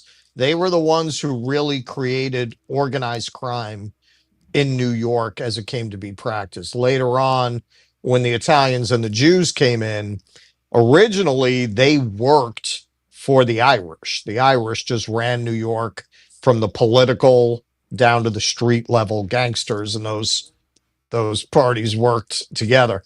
So I decided to create a tour just about the Irish mob and that history. And I set it in Hell's Kitchen because originally they started in 5 Points downtown, but 5 Points was completely razed.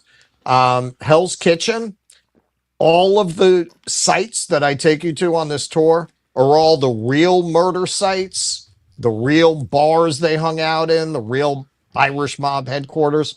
That was one of the things that was most exciting to me because I'm a dork. When I went out, I had all the addresses written down. I never expected all those buildings to be standing, and they all are. So it's very cool. You just squint a little bit. You can almost imagine that you are back in those days of the Irish mob because these neighborhoods architecturally have changed very little. All right. So dudissidents.com/tour. Still some tickets available. Not many, though. They are going quite quickly. So dudissidents.com/tour for tickets. Virtuoso, name 5 things you did last year. Put that in the ethos of PMC speak. Put that next to what do you see yourself doing in 5 years? These hiring managers ask in job interviews. I'm sick of these ghouls. Don't blame you, my friend. Me shoot skeet. Thanks for the $5. Sad most people don't care or realize till it happens to them. That's true. Unreasonable. Thanks for the $2. Says true pain is Mike or Baker on Joe Rogan Experience again. Yeah, who is that? I don't even know who that is. I heard about that.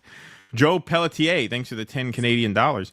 Have you heard about what happened to a Canadian journalist named Yves Engler? He is currently being detained by police for criticizing Zionists on Twitter. Oh, no, I didn't hear that. I must have missed that. I did hear about this. Canada's gone full fascist. Oh, well, we would have done that tonight. You should have sent it to me. All right, I guess we'll have to do that Tuesday. No, I didn't see that.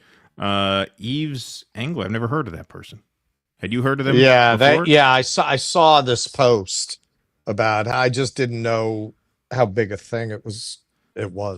Huh. Or even like I didn't have time to even like do the research, look into it. Like yeah. that. All right. Well, we'll probably. But yes, I did see a post that the person was told to like turn themselves into the authorities tomorrow because they had posted criticism of Israel or something. Wow. Yeah. That's one thing. If I do wind up going up to Buffalo, because like people just go right into Canada all the time. I'm like, well, maybe I shouldn't. I do this show. Maybe I'll fucking get arrested over there. Yeah. It's hard, man. There really is no safe refuge in the world anymore. And they'll crazy. And I'm going to start making fun of their accents. They're going to start kicking the shit out of me. Right. Yeah, exactly. It's not going to go well. Oh, you think that's funny, eh? Think that's funny, eh? Yeah. Baby Get the baton, Robert. Yeah. Baby Ethernet. These people don't live in reality. Cringe fest. Thank you. Robert McCoy. Thanks for the $20. Long overdue. Keep telling the truth. Thank you. I'll give you a heart for that one. Thank you very much for that. Appreciate it. All right, folks. We'll do a little bit of a lighter one tonight. One of Russell's predictions has come true, which is that there has been a significant shakeup in MSNBC's primetime lineup. Joy Reid's MSNBC show canceled in major shakeup. The New York putting Times. A win on the board, as That's people right. would say. Yeah, Russell you know what? Board. Well, because everything that they were saying about how they were going to try to change the brand, how on earth could they not fire Joy Reid? Although now I'm going to surprise you a little bit. This is going to be a little bit of a curveball. Joy Reid, maybe the greatest race hustler on the air right now. And that's saying something. If she were to say, why not Joe and Mika? She'd have a point. I got to say she'd have a point. Is she Maddow? She brings in more money. Do Joe and Mika? Right. Like Joy Reid's no worse than Rachel Maddow, but she doesn't bring in the money. So you could make an argument for why she'd go and not Maddow. But why not Joe and Mika? Are they any less fucking cringe and deranged than Joy Reid is? Right. That's true. She'd have a point there. Joy Reid's evening news show on MSNBC is being canceled, part of a far-reaching programming overhaul orchestrated by Rebecca Cutler, the network's new president. Two people familiar with the changes said. The final episode of Miss Reid's 7 p.m. show, The Readout, is planned for some time this week. So they're letting her say farewell. So I'm sure we'll have something to cover on that later this week. According to the people who were not authorized to speak publicly. The show, which features in-depth interviews with politicians and other newsmakers, has been a fixture of MSNBC's lineup for the past 5 years. And shocking reveal, Joy Reid turns out to be Rachel Dolezal. Yeah. MSNBC is planning to replace Miss Reid's program with a show led by a trio of anchors: Simone Sanders Townsend, a political commentator and former Democratic strategist; Michael Steele, a former chairman of the RNC; and Alicia Menendez, the TV journalist, The People said. They currently We're not racist. We promise we're not racist. Well, yeah, they wanted to do that. They currently co-host The Weekend, which airs Saturday and Sunday morning. So, yes, they're basically moving a weekend morning roundtable show into primetime. I just want to point out that is the daughter of disgraced corrupt lawmaker Bob Menendez. Bob Menendez, yes, exactly. So they have Simone Sanders, who used to work for Bernie and then worked for Biden, and insisted that she had, sincere change of hearts on all the different issues that differentiate Bernie from Joe Biden. Then they have Michael Steele. To be fair, so did Bernie. Right, yeah, exactly. Then they have Michael Steele, and then, yes, daughter of criminal Bob Menendez. The programming shakeup is the first major change made by Ms. Cutler, who was appointed president this month. Ms. Cutler has been drawing up a new programming lineup to jumpstart the network's ratings, which have outperformed rival CNN but lagged behind the longtime ratings leader, Fox News. Other major changes are expected at MSNBC. In January, Rachel Maddow, the network's best-known anchor, returned to hosting her 9 p.m. show 5 days a week during the first 100 days of the Trump administration, after having scaled back to only Mondays. At the time, the network said that Alex Wagner, who had hosted the 9 p.m. show 4 days a week, would return at the end of April. That is no longer the case. Instead, MSNBC is planning to appoint a new anchor to fill Ms. Wagner's spot, the two people said.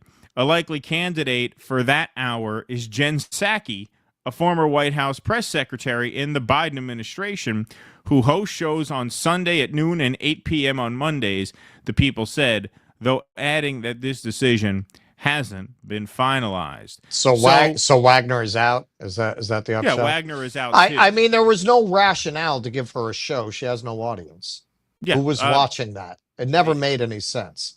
Yeah, they were just keeping the seat warm for Maddow, basically the time slot. And now that they have Maddow for 100 days, they're going to have to come up with some sort of star to fill that void. But it's going to be very, very difficult, as we knew. And this was kind of foreshadowed back at the end of last year.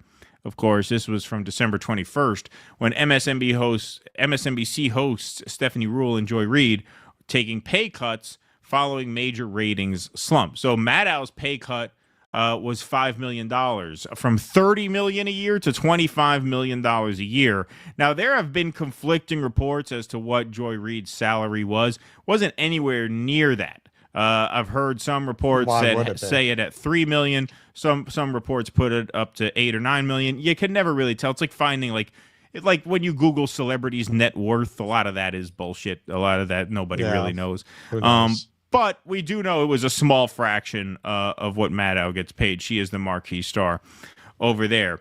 So Gays for Trump says happy Joy Reid fired from MSNBC Day. There are lots of reasons to hate Joy Reid, but this is what did it for me. 6 years ago, homophobic tweets were found on her Twitter, and this was how she explained how it happened.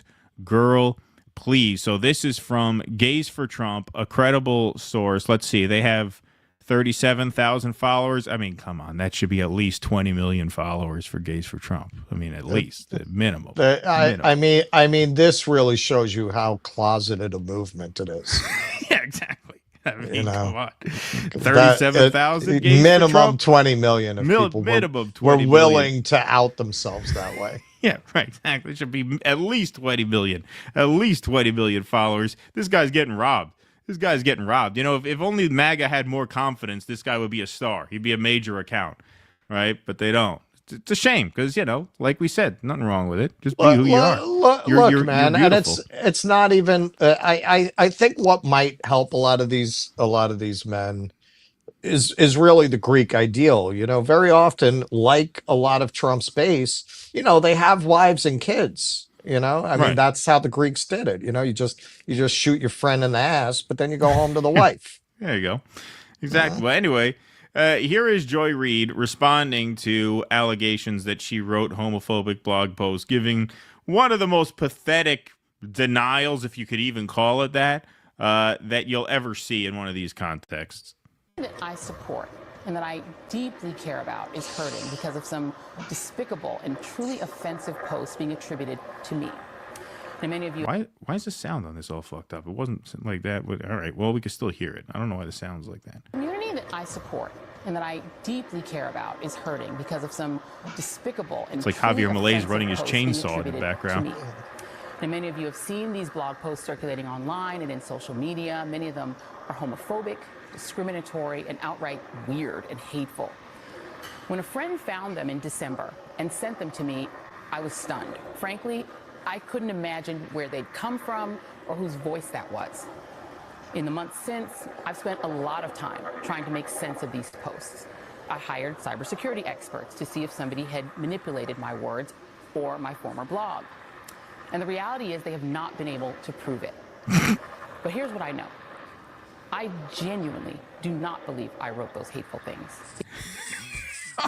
What do you mean? I genuinely do not believe I wrote those hateful things. And this is at the height of cancel culture. Like this, she got away with this shit when you could get fucking canceled for using a slur when you were in like the 3rd grade. And she fucking got away with this. They kept her on the air. And MSNBC was leading the cancellation parade at this time. I genuinely don't believe I wrote those things. Yeah, it's very lawyerly of her. Yeah. I genuinely do not believe I wrote those hateful things. I don't believe that means you obviously did it. Like if you like, look, I don't remember every blog I ever wrote back when we used to blog more regularly. But if you showed me a blog that I wrote, even from like, I don't know, 3-4 years ago, I would say, "Oh yeah, I wrote that." Like it would jog your memory. If you would know if it surfaced. You wouldn't say, "I don't believe I wrote that." She's saying that because she knows she did write them, obviously. Well, of course, and also if you saw the blog post, and I did at the time, they were circulating. It sounds like her. Miserable, nasty fucking person who, you know, called the Bernie movement like the sponging roommates, you know, like it sounded like her just at a time when you could get away with calling Charlie Chris Chris essentially gay, right? You know, back when she could get away with that, it was very much her personality style, just a nasty, miserable person. And speaking of nasty, miserable people, something I will never forget from this period, you want to see what a miserable, sociopathic fucking whore Rachel Maddow is. She fucking put out a tweet after that saying, I've never been more proud of my colleague Joy Reid than I am right now. Through her own community under the bus like that. That is what little integrity Rachel Maddow has. She pure psychopath. Yeah. Yep. Absolutely. Absolutely. And you know, a lot of people are dredging that up now that she's out because obviously no tears shed for Joy Reid. Here's a more recent example. This is one of my favorite recent clips of Joy Reid comparing Biden surviving a COVID infection to Donald Trump surviving getting shot in the head. I haven't seen this. Yeah, I think you did. I think it's been a while. I think you will remember, or you'll give a Joy Reid-like answer. I can't believe I don't remember seeing this. I should have remembered seeing this. But yeah, this is pretty funny stuff. On that, these two men are both elderly. Donald Trump is an elderly man who for whatever reason, was given 9 seconds to take a iconic photo op during an active shooter situation. Weird situation. We'll figure that out one day. But his survival of that and bouncing right back and going right to his convention is being conveyed in the media world as a sign of strength. This current president of the United States is 81 years old and has COVID. Should he be fine in a couple of days? Doesn't that convey exactly the same thing? That he's strong enough, older than Trump, to have gotten something that used to really be fatal. Oh, they're to like, people what do we his say age. here? You look at Melber, look at it, Saki. This is all you. This is all you. You Yeah. take that one. I'm not touching this. Biden survives COVID. Your future at this network is far more secure than Yeah, mine. exactly. Yeah, you're the rising star here. You have the, what would we call, I don't know, social capital to endure this. I might not. What do you think about, do you think surviving COVID is the same as surviving getting shot in the head? Let's see what she says. I forget what she responds to. So if he does fine out of it and comes back and is able to do rallies, isn't that exactly the same? I mean, it's not exactly the same. It's not the same incident, but it's an elderly man coming through out of an illness. It should. It should, yeah. It should. Now I remember it, because I remember that. Yeah, I remember that more than I remember Joy Reid, like Saki trying to figure out how to get out of this segment. A deer in the headlights look. Yeah, it should. It should. No. Joy Reid is just an incredible dingbat and such a transparent and over the top and deranged race hustler. Just absolutely crazed. With just, if 5 million Latinos could go vote for Trump and she'd call them white adjacent. She couldn't call them white supremacists. Like, just absolutely fucking foaming at the mouth, deranged. Like, if the worst of anti-racism, identity politics, grifting was a person, it would be Joy Reid. Like, that is all she is and nothing else, essentially. Yeah. Now, Ryan Grimm has another thought on this. You thought MSNBC was totally in the tank for Dem leadership, but you didn't realize they could get even more in the tank. They just canceled Joy Reid, a reliable Dem supporter, but who was willing to criticize Israel and sometimes the party. She's been replaced by a Biden spokesperson, Michael Steele, former RNC chair, and Alicia Menendez, daughter of Senator Bob Menendez and brother of Representative Menendez. But that's not her fault. Alex Wagner, also willing to criticize Israel and Democrats sometimes, is being replaced by Jen Psaki. Amazing. Yeah, that got a lot of play. As you can see, 154,000 views. I don't think that's it. I think they are in what a lot of sports teams go through after they have a few losing seasons in a row. They go into what we call rebuilding mode, where you sell off a lot of your top talents and you use that to try and cultivate new talents who might not crush it in the short term, but might grow into rising stars in the long term. That's the boat that MSNBC is in now. Now, Maddow is the whole network, so they can't get rid of her. I mean, they just can't, then they'd have really nothing. But everybody else, yeah, they're going to be shuffling a lot around because they have to rebrand. And it won't be the first time MSNBC has rebranded. Don't forget, Cenk Uygur used to have a show at MSNBC. Crystal Ball used to be on MSNBC. Phil Ed Donahue Schultz used to be on MSNBC. Ed Schultz, right. Those are some of the more left figures than Dylan Maddow, Ratigan. Hayes and Reid. Dylan Ratigan used to be on MSNBC. They've also had right-wing figures on MSNBC. Pat Buchanan used to be a staple on MSNBC. Monica Crowley. Michael Savage had a call-in TV show on MSNBC, and he got fired because Did he? I told didn't one of even the- know that. I didn't know Savage had a show there. Yeah, he got fired because he told one of the callers to die of AIDS, and so they fired him. He told one of the callers to go die of AIDS, and that was his last show.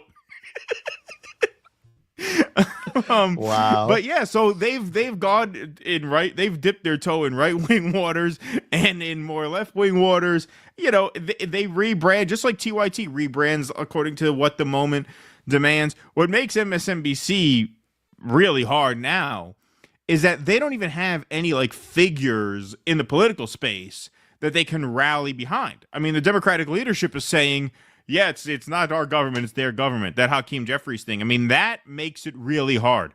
That makes it really hard when, like, the biggest star in the party now, the only guy who can draw is Bernie, oddly enough, who on his bullshit anti-oligarchy tour filled 2 rooms, 2 packed houses. So what are they going to do? They're going to gas up Bernie Sanders? I mean, they'd rather go right-wing again than do that. So, like, they're in a very, very difficult spot. Like, they're trying to rebrand, they're trying to retool, but how?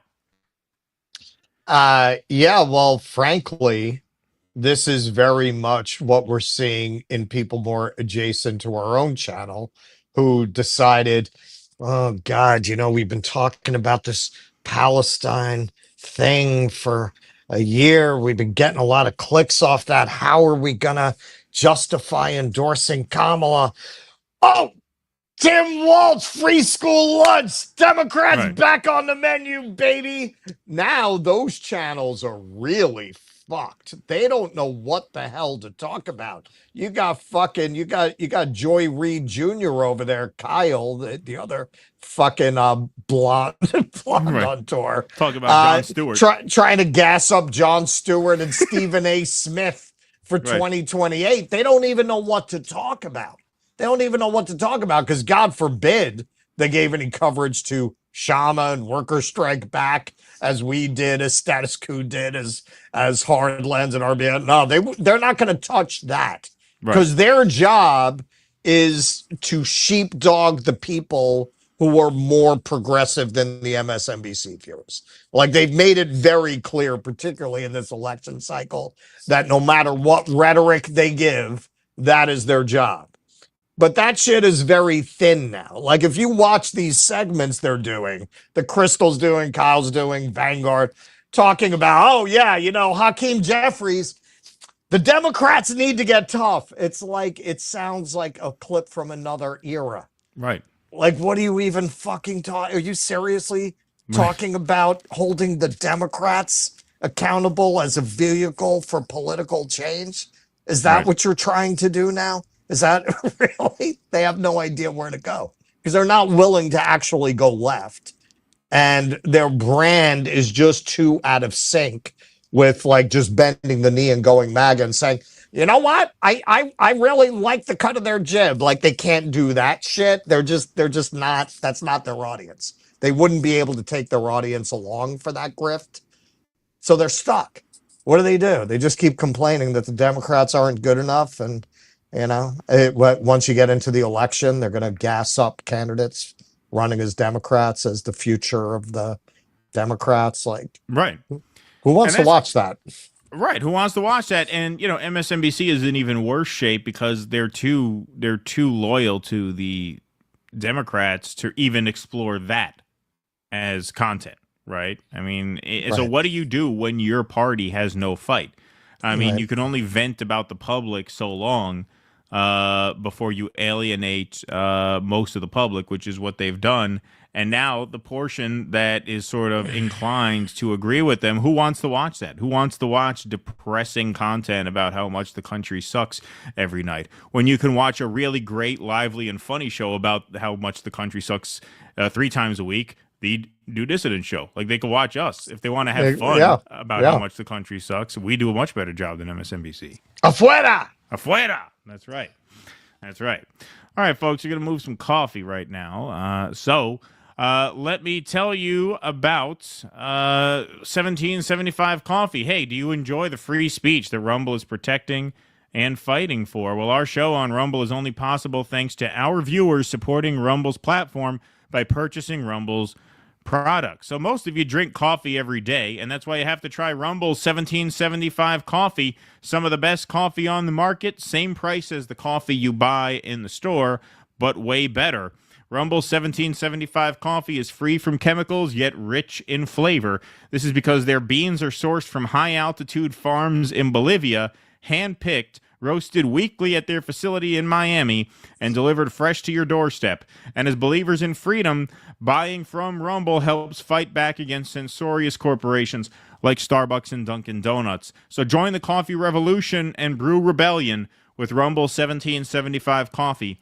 Go to 1775coffee.com, use code STUDIO, and get a free month supply of their cognitive boosting supplement Limitless when you buy 2 bags of their coffee.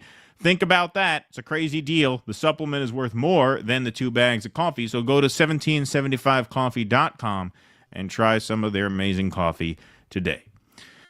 Alrighty, let's go to some Rumble rants here. Is this real? What's that? All right, this just in from friend of show Tusker McGinty. Dan Bongino, I mean, it looks like his account tweeting this out. This is a truth from Donald J. Trump. Great news for law enforcement and American justice. Dan Bongino, a man of incredible love and passion for our country, has just been named the next deputy director of the FBI by the man who will be the best ever director, Kash Patel. Dan has a master's degree in psychology from CUNY and an MBA from Penn State. He was a member of the New York Police Department, New York's finest, a highly respected special agent with the United States Secret Service, and is now one of the most successful podcasters in the country. Well, Something he is willing and prepared to give up in order to serve. Working with our great new United States Attorney General, Pam Bondi, and Director Patel, fairness, justice, law, and order will be brought back to America, and quickly. Congratulations, Dan. Apparently this is real. No, it is real. So it is, because the top of my Twitter feed is Chris Pavlovsky, CEO of Rumble, who said, Dan Bongino, where do I say? Wishing him well.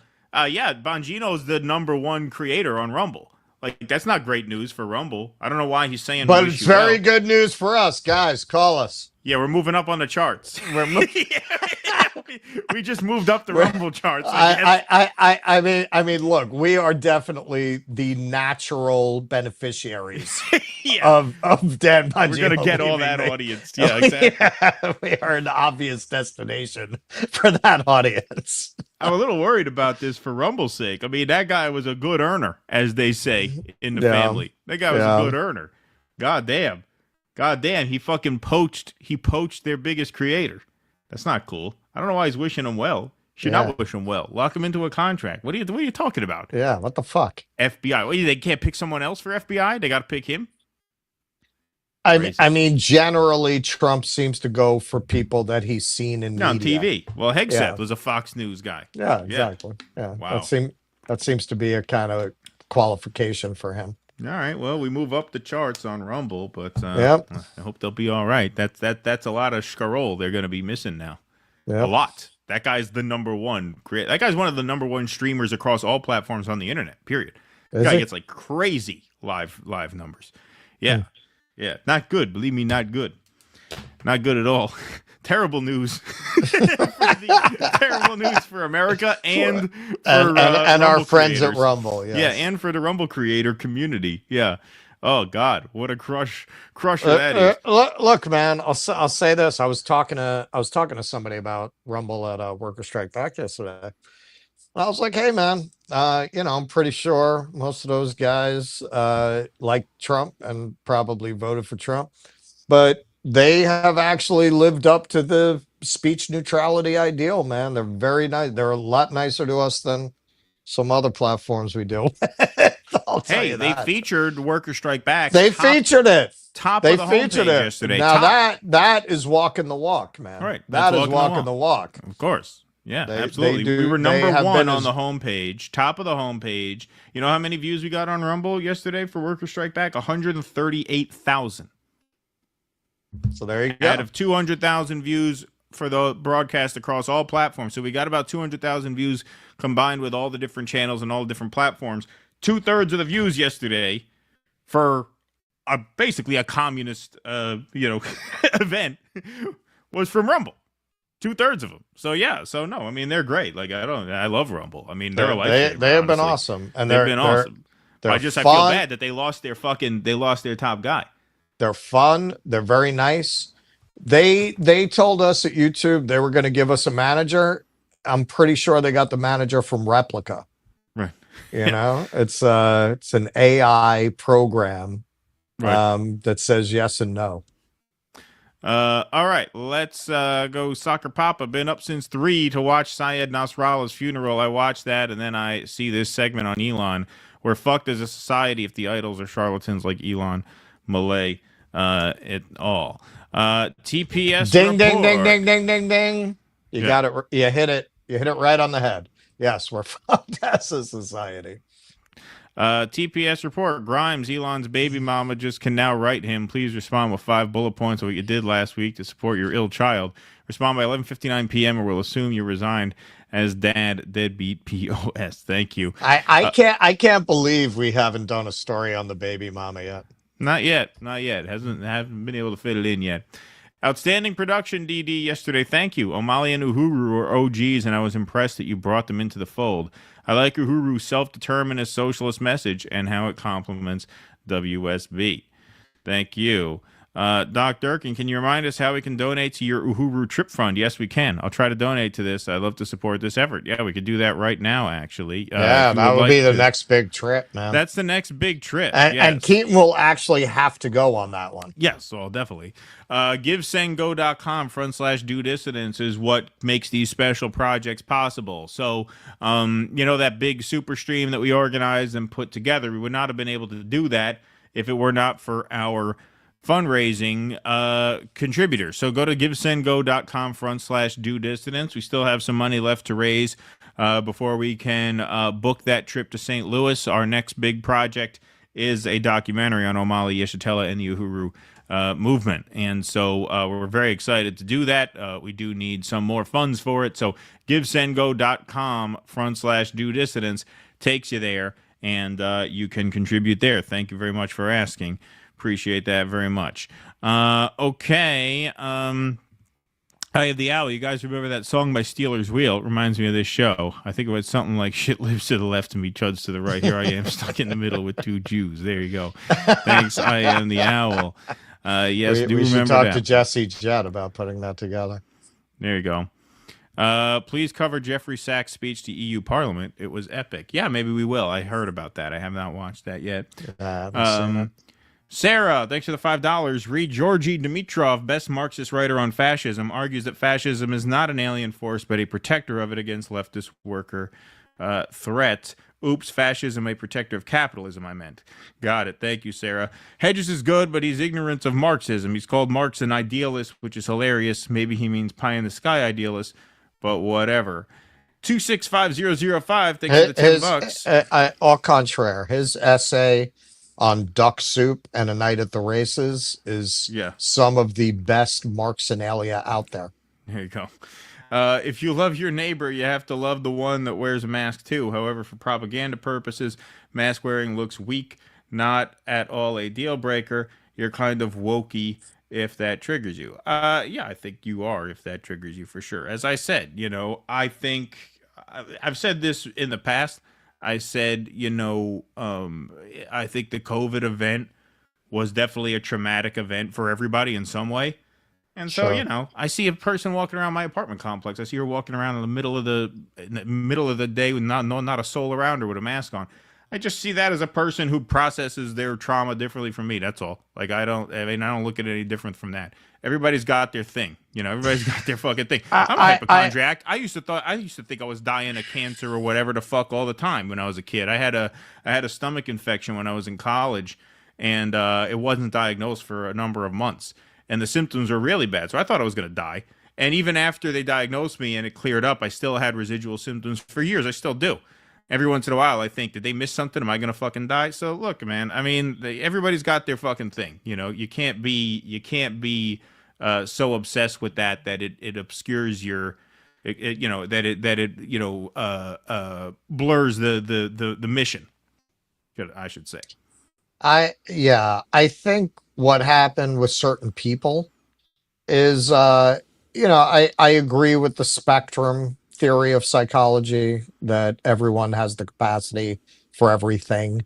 And, you're kind of on a spectrum of these things. Like everybody has every quality to some extent. Right. And it's a question of how that's set. So everyone has an innate OCD, right? I mean, if you subscribe to this idea, and I do, for certain people, just the idea of a deadly germ and being bombarded with that message constantly, it triggered an OCD symptom pattern that they never got over when the pandemic ended. I mean, that's a certain thing too. That's certainly possible. Yeah. I mean, my thing about that is, no one in there is screaming at anybody else to put a mask on. Nobody, as long as that's they do that, it. then That's yes, it. man, you just That's gotta it. be cool. You just gotta be cool. And this is what I mean by like, in the online space, we are all, and obviously we partake in this professionally. People get into a take and react mindset, right? So, when you're constantly looking for a take on something, you could easily get triggered or bothered when somebody either presents a certain way that you are either offended by or don't like, or if they say something that you're offended by or don't like. Like a lot of people took issue with Shama's mention of Putin and Ukraine and stuff, and I don't think her analysis of that is very good either. I mean, I think she's instinctively right to know it's a bullshit war, but in terms of like her real analysis of the geopolitics of it, yeah, I don't subscribe to that. Does it affect my enthusiasm for their organization? Not at all. They're gonna organize Amazon just the same, whether she has that analysis or not. Now, if she was saying we should fund Ukraine and we should spend all this money on war, that'd be different. But generally, she's got it right, okay, in that broad sense. And I think when you're in an online space where you're constantly getting people's takes to things, if people get it wrong, it's like a big deal to you. Like sometimes when you're online, you feel like you're walking a tightrope. You can't step off and get something wrong because it's going to create a reaction. The activism space is different. They have a mission. Their mission now is to unionize Amazon. They're going to do that just the same, whether she has the geopolitical analysis of Ukraine, Russia exactly right or not. Right. Yeah. There is definitely, I mean, I'm sorry, there's reality. We certainly, talk a lot about the tendency to order lavender scented lube on the right side of the aisle. But with the left, there's a tendency towards a kind of neurotic, almost on the spectrum pickiness. I actually, they were very nice. Calvin and Shama took me to dinner the other night, and Calvin is very informed of Marxist theory and history, and so I was talking about the peasant mind, and he said we don't have peasants, and he started getting into the concept of peasants, and I said, yeah, I get a lot of that. The purpose of agitprop is to agitate through propaganda. When you say you got a peasant mind, it triggers a certain kind of working class man, and that's my purpose, because I want to force a conversation. Because I'm from that background and I'm from that class, I know that the suggestion that you're weak and subservient is extremely potent with that personality type. Right. And they know exactly what you mean. They don't know shit about the peasants in China. They don't know anything about the peasant, even if that's not literally what it means. I mean, linguistic theory, things mean what people think they mean. Right? Most people understand peasant as subservient person in a feudal order.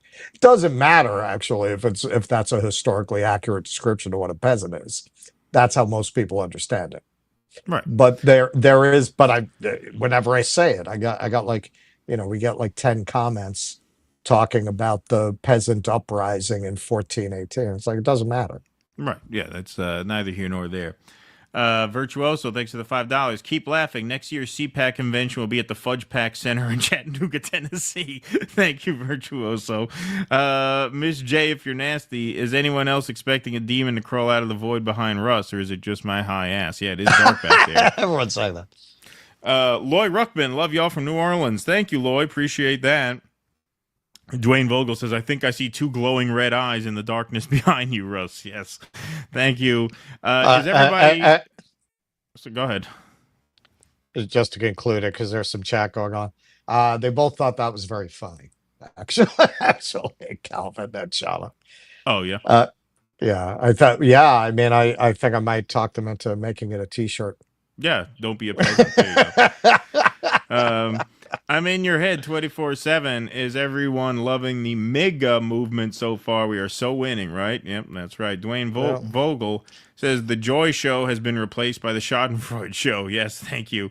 Wasim Garani, actually, Yves was arrested for harassment after he called out a Zionist supporter of genocide on X and responded. She played victim and police arrested him. Nothing for her speech. Interesting. Then when he questioned his arrest, the Montreal police charged him for harassing them. Wow, that sounds terrible. Yeah, we'll have to cover that on Tuesday. All right, folks, we got one more segment on the evening. Then we are going to Rumble for Q&A. It is Q&A night tonight, so we will be heading over there fairly soon. But we do have one more segment on the evening. The German election results are in. German conservatives win election, but far-right AfD surges, exit polls show. Germany's opposition conservatives won the national election on Sunday, putting leader Friedrich Merz on track to be the next chancellor, while the far-right Alternative for Germany came in second, its best ever result, exit polls showed. Following a campaign roiled by a series of violent attacks and interventions by U.S. President Donald Trump's administration, the conservative CDU/CSU bloc won 28.5% of the vote, followed by the AfD with 20%, an exit poll published by ZDF public broadcaster showed.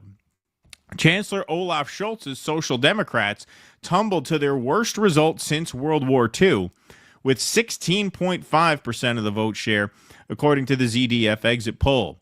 The Greens were on 12%, while the FDP hovered around the 5% threshold to enter parliament. A late campaign surge by the far-left Die Linke party gave it 9% of the vote, while breakaway leftist party, BSW, that's Sarah Wagenknecht's party, by Sarah Wagenknecht, squeezed in on 5%. The results set the stage for protracted coalition talks and likely mean a three-way coalition made up of one or two of the three same parties that were part of Scholz's unpopular alliance that collapsed in November. Merz, 69, has no previous government experience, but has promised to provide greater leadership than Scholz and to liaise more with key allies, restoring Germany to the heart of Europe. A brash economic liberal who has shifted the conservatives to the right, he is considered the antithesis of former conservative Chancellor Angela Merkel, who led Germany for 16 years. See, that's very European and actually very smart compared to like our politics here. A brash economic liberal who has shifted conservatives to the right. That sentence wouldn't even compute in American context. But in European context, liberal doesn't necessarily mean left-wing. Liberal means you're for market economics, which could be quite right-wing. Short of a majority in an increasingly the right in Europe is, what the AfD is short of a majority in an increasingly fragmented political landscape, however, his conservatives will have to sound out partners to form a coalition. Yeah, the right wing in Europe, they build government housing. It's just not the kind of government housing you ever want to be sent to. Yes. Right. Those negotiations are certain to be tricky after a campaign which exposed sharp divisions over migration and how to deal with the AfD in a country where far-right politics carry a particularly strong stigma due to its Nazi past. The election campaign has been dominated by fierce exchanges over the perception that irregular immigration is out of control, fueled by a series of attacks in which the suspected perpetrators were of migrant origin. One happened just, a week and a half ago. It has also been overshadowed by the unusually forceful show of solidarity by members of the Trump administration, including Vice President J.D. Vance and tech billionaire Elon Musk, for the anti-migrant AfD and broadsides against European leaders. The 12-year-old AfD party took second place for the first time in a national election, according to the exit polls. To be sure, the AfD is unlikely to govern for now, as all mainstream parties have ruled out working with it, though some analysts believe its strength could pave the way for an AfD win in 2029. Support for the AfD, along with a small but significant vote share for the far left and the decline of Germany's big tent parties, is increasingly complicating the formation of coalitions and governance. EU allies are cautiously hopeful that the elections might deliver a more coherent government able to help drive forward policy at home and in the bloc. So if you look at the polling results, the Conservatives, the CDU, they won. Merz is their leader, so he will be the next chancellor. The SPD, the incumbent party, took a bath. They lost 9.7 points compared to last election. The AfD made by far the biggest gain, plus 9.1 over the last election's results. So the seat distribution in Parliament, the Bundestag, as you could see, the Christian Democratic Union, 208. AfD, second place at 151. Now, because there is a coalition government with no majority, 151 is still a minority overall, and these other parties have basically agreed to team up in order to isolate the AfD. Right. So they still have really little to no power, but this was a very strong showing at the polls for the AfD. There's no question. Looks like the Conservative Party. So Donald Trump tries to take a victory lap, even though the AfD didn't win. I mean, the party that won is a conservative party. It is a conservative it's party. not the one he's talking about. Right. It's not the one they would have liked, but looks like the Conservative Party in Germany has won the very big and highly anticipated election. Much like the USA, the people of Germany got tired of the no common sense agenda, especially on energy and immigration, that has prevailed for so many years. This is a great day for Germany and for the United States of America under the leadership of a gentleman named Donald J. Trump. You can't make it up, man. You can't make it up. Like, look, people get... Doesn't say the name of the winner of the German party. Doesn't mention Merz at all. People get used to anything, but this is really something that would have played as a satire if you had presented the idea you'd have a president that would communicate this way 10 years ago. Right. Oh, yeah. Congratulations to all. Many more victories to follow. Now, of course, Trump, when he's mentioning the Conservative Party, he's talking about the winner, the CDU. Of course, Elon just tweeted out yesterday, along with many other times, his support for the AfD. So Elon, came in second there. Now, the libs are spinning this as a major L for Elon. So Midas Touch, which apparently now is the #1 rated podcast in America. Apparently, they overtook Joe Rogan's show recently. Who did? Which is interesting. Midas Touch, like a very lib show, like just a totally garbage show. I have literally never heard of this show. I've heard of it. I didn't know they had like a big podcast, but I know they're like a viral like Twitter account. They have a bigger podcast than Joe Rogan? Apparently, according to the ratings. According to the ratings, yes. Because the libs are always crying that they don't have a Joe Rogan. Well, maybe they got one. I don't know who hosts this or if it's like a network. I sent you that article. They did a profile on Hassan Piker as the left's answer to Joe Rogan. Yeah, exactly. I did see that one. Well, anyway, they try to spin this, of course, as a big L for Elon Musk. Musk loses big in Germany. Germany's CDU-CSU wins big, while the far-right AfD underperforms in second, despite backing from Elon Musk and J.D. Vance. AfD is now likely to be completely shut out of the governing coalition. They'd have been shut out even if they won, because you're not going to win a majority, right? So, if AfD won 29, they'd still be shut out, because all the other parties would equal what's 100 minus 29, 71. They'd still be outnumbered 71 to 29. So unless they hit 50, which they were not going to, according to any estimate, they were still going to be shut out. The question was, how many votes can they get in their column, and what momentum could they build? Now, this was, of course, not the results Elon would have dreamed of, but as we'll dig into the numbers more, you'll see it was a pretty strong showing. So End Wokeness has the analysis here. German election result map is basically the German migrant population map. So you see the AfD did very well in the East, where the percentage of non-native born Germans is lowest, and then the CDU fared best, where the percentage of non-native born Germans is highest. In this case, the higher the percentage of non-native born Germans, the more the CDU was able to run up their margins against the AfD party. Patriotic John observes, correlates with East-West Germany division prior to the wall coming down. Those that lived under communism recognize it most. Duzan Drasovic says, so is East Germany now the real Germany? Maybe they want to separate now. Oh, wow, says CJ. This is very revealing as a justification for the results. It all makes sense now. Unchecked immigration decided the results. When will the Germans wake up?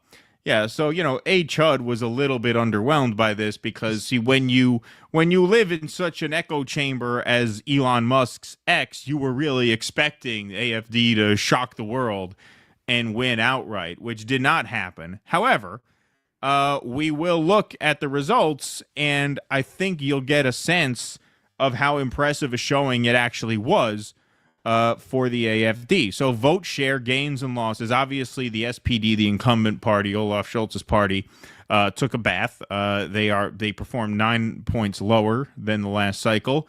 The AfD, the big blue line in the middle, they performed 10 points higher. Don't forget, these are based on exit polls coming out, coming in with real results. So some of the numbers don't exactly match the article because of the different times they were published. This was published by DW, which is a German outlet, and then Reuters had the exit polls in their reporting. So there's slight differences here, but generally the numbers are very accurate. This is another thing. It's amazing how accurate the exit polling and how quickly the post-election data comes in like European countries. Like and even in like Brazil, they have the election results within minutes. We are the only major country where it takes days and weeks to like tally these things up. Maybe Doge could get on that. It's almost like it's by design. Yeah, right, exactly. Like they don't want clear and fair and precise elections. Right.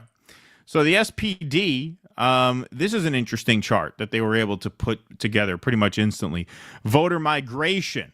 So it shows you which parties won votes and who they lost votes to. So the SPD, as you can see, lost 2 million votes to the CDU, the big black line in the middle. So 2 million SPD voters in the last election went to the SBU, so they lost to them. Now, if you look at the AfD, they gained almost everywhere. They actually lost 60,000 votes to Sarah Wagenknecht's party.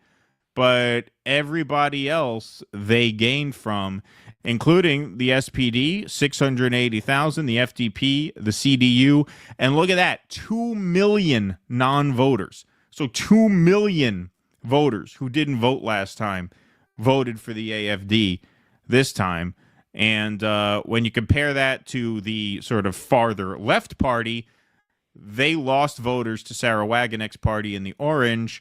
And as you could see, they only picked up 320,000 non-voters. Well, if I recall correctly, because we covered her a while ago, she also has a critique of the migration, doesn't she? Yes. Right? Yep.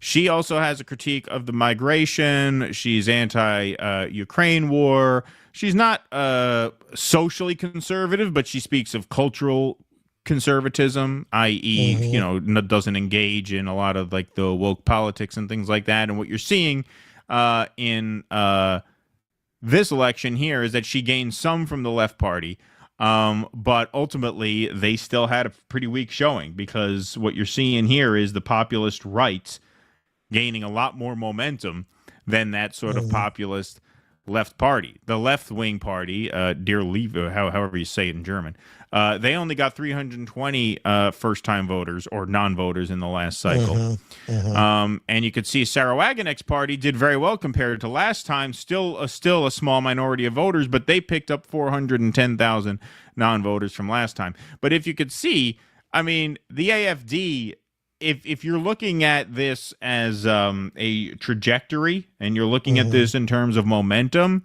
this is why this was reported as a surge by the AfD, because it absolutely was. I mean, look at all these gains. They gained almost across the board. Wagenknecht's party was the only party who they lost some voters to, but ultimately that 2 million number says it all. You had 2 million people who didn't vote last time who came out for them. That blows the other parties out of the fucking water in terms of first-time voters, at least some of the like alternative parties. And so this was not this actually came out. I mean, this was a highly anticipated election for obvious reasons, especially since Elon made such a public show of support for the AfD. I predicted they would do well but not win, and that's what happened. Like they didn't win. They didn't win the plurality. That would have been really, really seismic news. Again, not from a power standpoint. They'd have been boxed out anyway because they were not going to be a majority. But I had a feeling they wouldn't win, but they would do well. And that's what happened. They didn't win, but it was a very strong showing for them. And, you know, not to be hyperbolic or like sort of like too alarmist about this, but the Nazi Party went from 3% of the vote in 1928, the year after the Depression, because they had elections every 2 years back then. The year after the stock market crash of 1929, they went up to, I think, 19% of the vote. And then 1932 is when they won outright. And they had about a third of the vote. They never got more than 40% they had a of the third, vote. and they did a parliamentary maneuver to take over. And I think they needed the Kaiser, like the Kaiser's support, to get the support they needed in the Reichstag. That's why I say I don't say that to be alarmist. I don't say that to suggest that that's next for Germany, because these other parties form coalitions specifically to box them out for that reason, right? Yeah. I'm sure with the memory of Hitler, you know, fresh in their mind. But numbers-wise, they have a similar momentum. Like, they actually got a lot of support in this election. Well, this is how I feel overall. Look, I mean, nobody wants to say it, but everyone's thinking it. It's been kind of weird having the Germans be the good guys for so long. So I feel this restores a certain aesthetic propriety to have the Germans back some ways as supposed to be. You know, I'm tired of like feeling bad when I see like German men laughing amongst themselves, thinking of Nazis. Right. You know, like you won't have to feel bad about that anymore. So there are a lot of upsides to the AfD making gains. But hey, I and many other commentators have been saying this for a very long time, that if they didn't get a better answer on migration, not only in Germany, but it's one of the most affected countries. If they didn't get a better answer than, if you don't like this, you're a racist, a bigot, an ignorant person, you're somebody who doesn't belong in polite society, that eventually there was going to be an enormous backlash that was going to sweep them out of power. It was going to come eventually. And this is true on a lot of levels regarding the right-wing wave we're having in this country, that they're having in Europe. It is the collapse of neoliberalism, which was a repulsive politics with nothing to recommend it. It was an inherently aristocratic worldview. It was a worldview built on the idea that you could have essentially relatively unrestrained capitalism, but it would be morally justified because the capitalists have good values. And if the people don't realize that their values are good, well, they're just going to have to be taught otherwise. And they're just going to have to be stopped from expressing other opinions on the internet. It was a repulsive vision of society.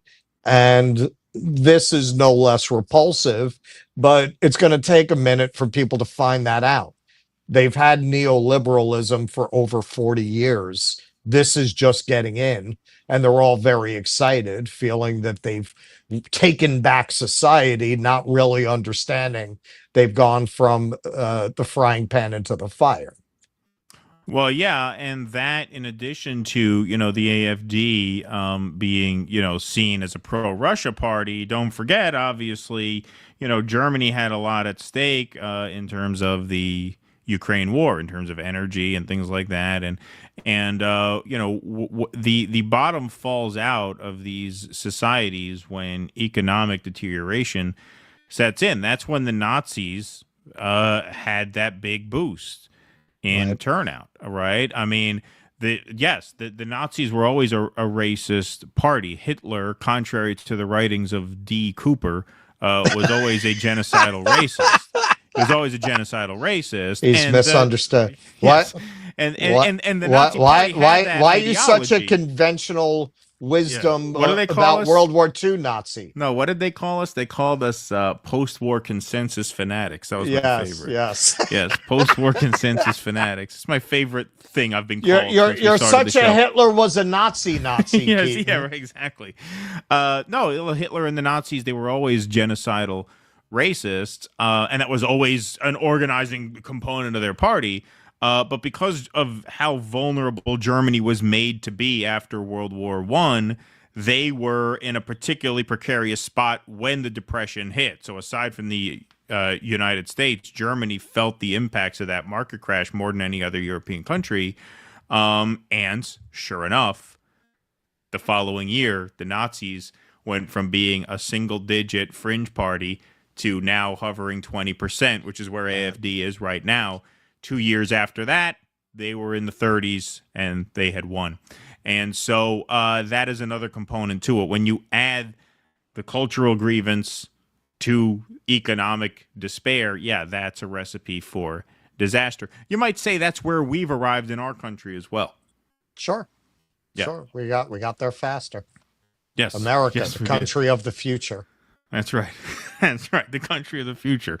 Back from the road, Russ, I watched Candace Owens' piece on Brigitte Macron after you mentioned it. Right? Holy fuck. I mean, she made the case pretty I gotta watch well, that. man. I haven't seen that. All right. Yeah, I mean, it's hard to argue with it. She used the AI technology that's like the best facial recognition software and showed the picture of the man and Brigitte Macron. Yeah, I think that's Brigitte Macron. Interesting. Joy Reid discovered why it doesn't pay to be an abrasive, money-grubbing a-hole as opposed to an apologetic ass-kisser with one better MSNBC hair and wardrobe consultants. Bye-bye, biatch. Thank you. Ravid Laz, here we go. Hulk Hogan for head of African-American Outreach and head of NLRB is a notorious scab rattled on Jesse Ventura when he tried to covertly organize a strike and unionize I the heard WWE. I heard that. I did hear that. Yeah, too. he's a real piece of shit. Yeah, yep. That's what I hear.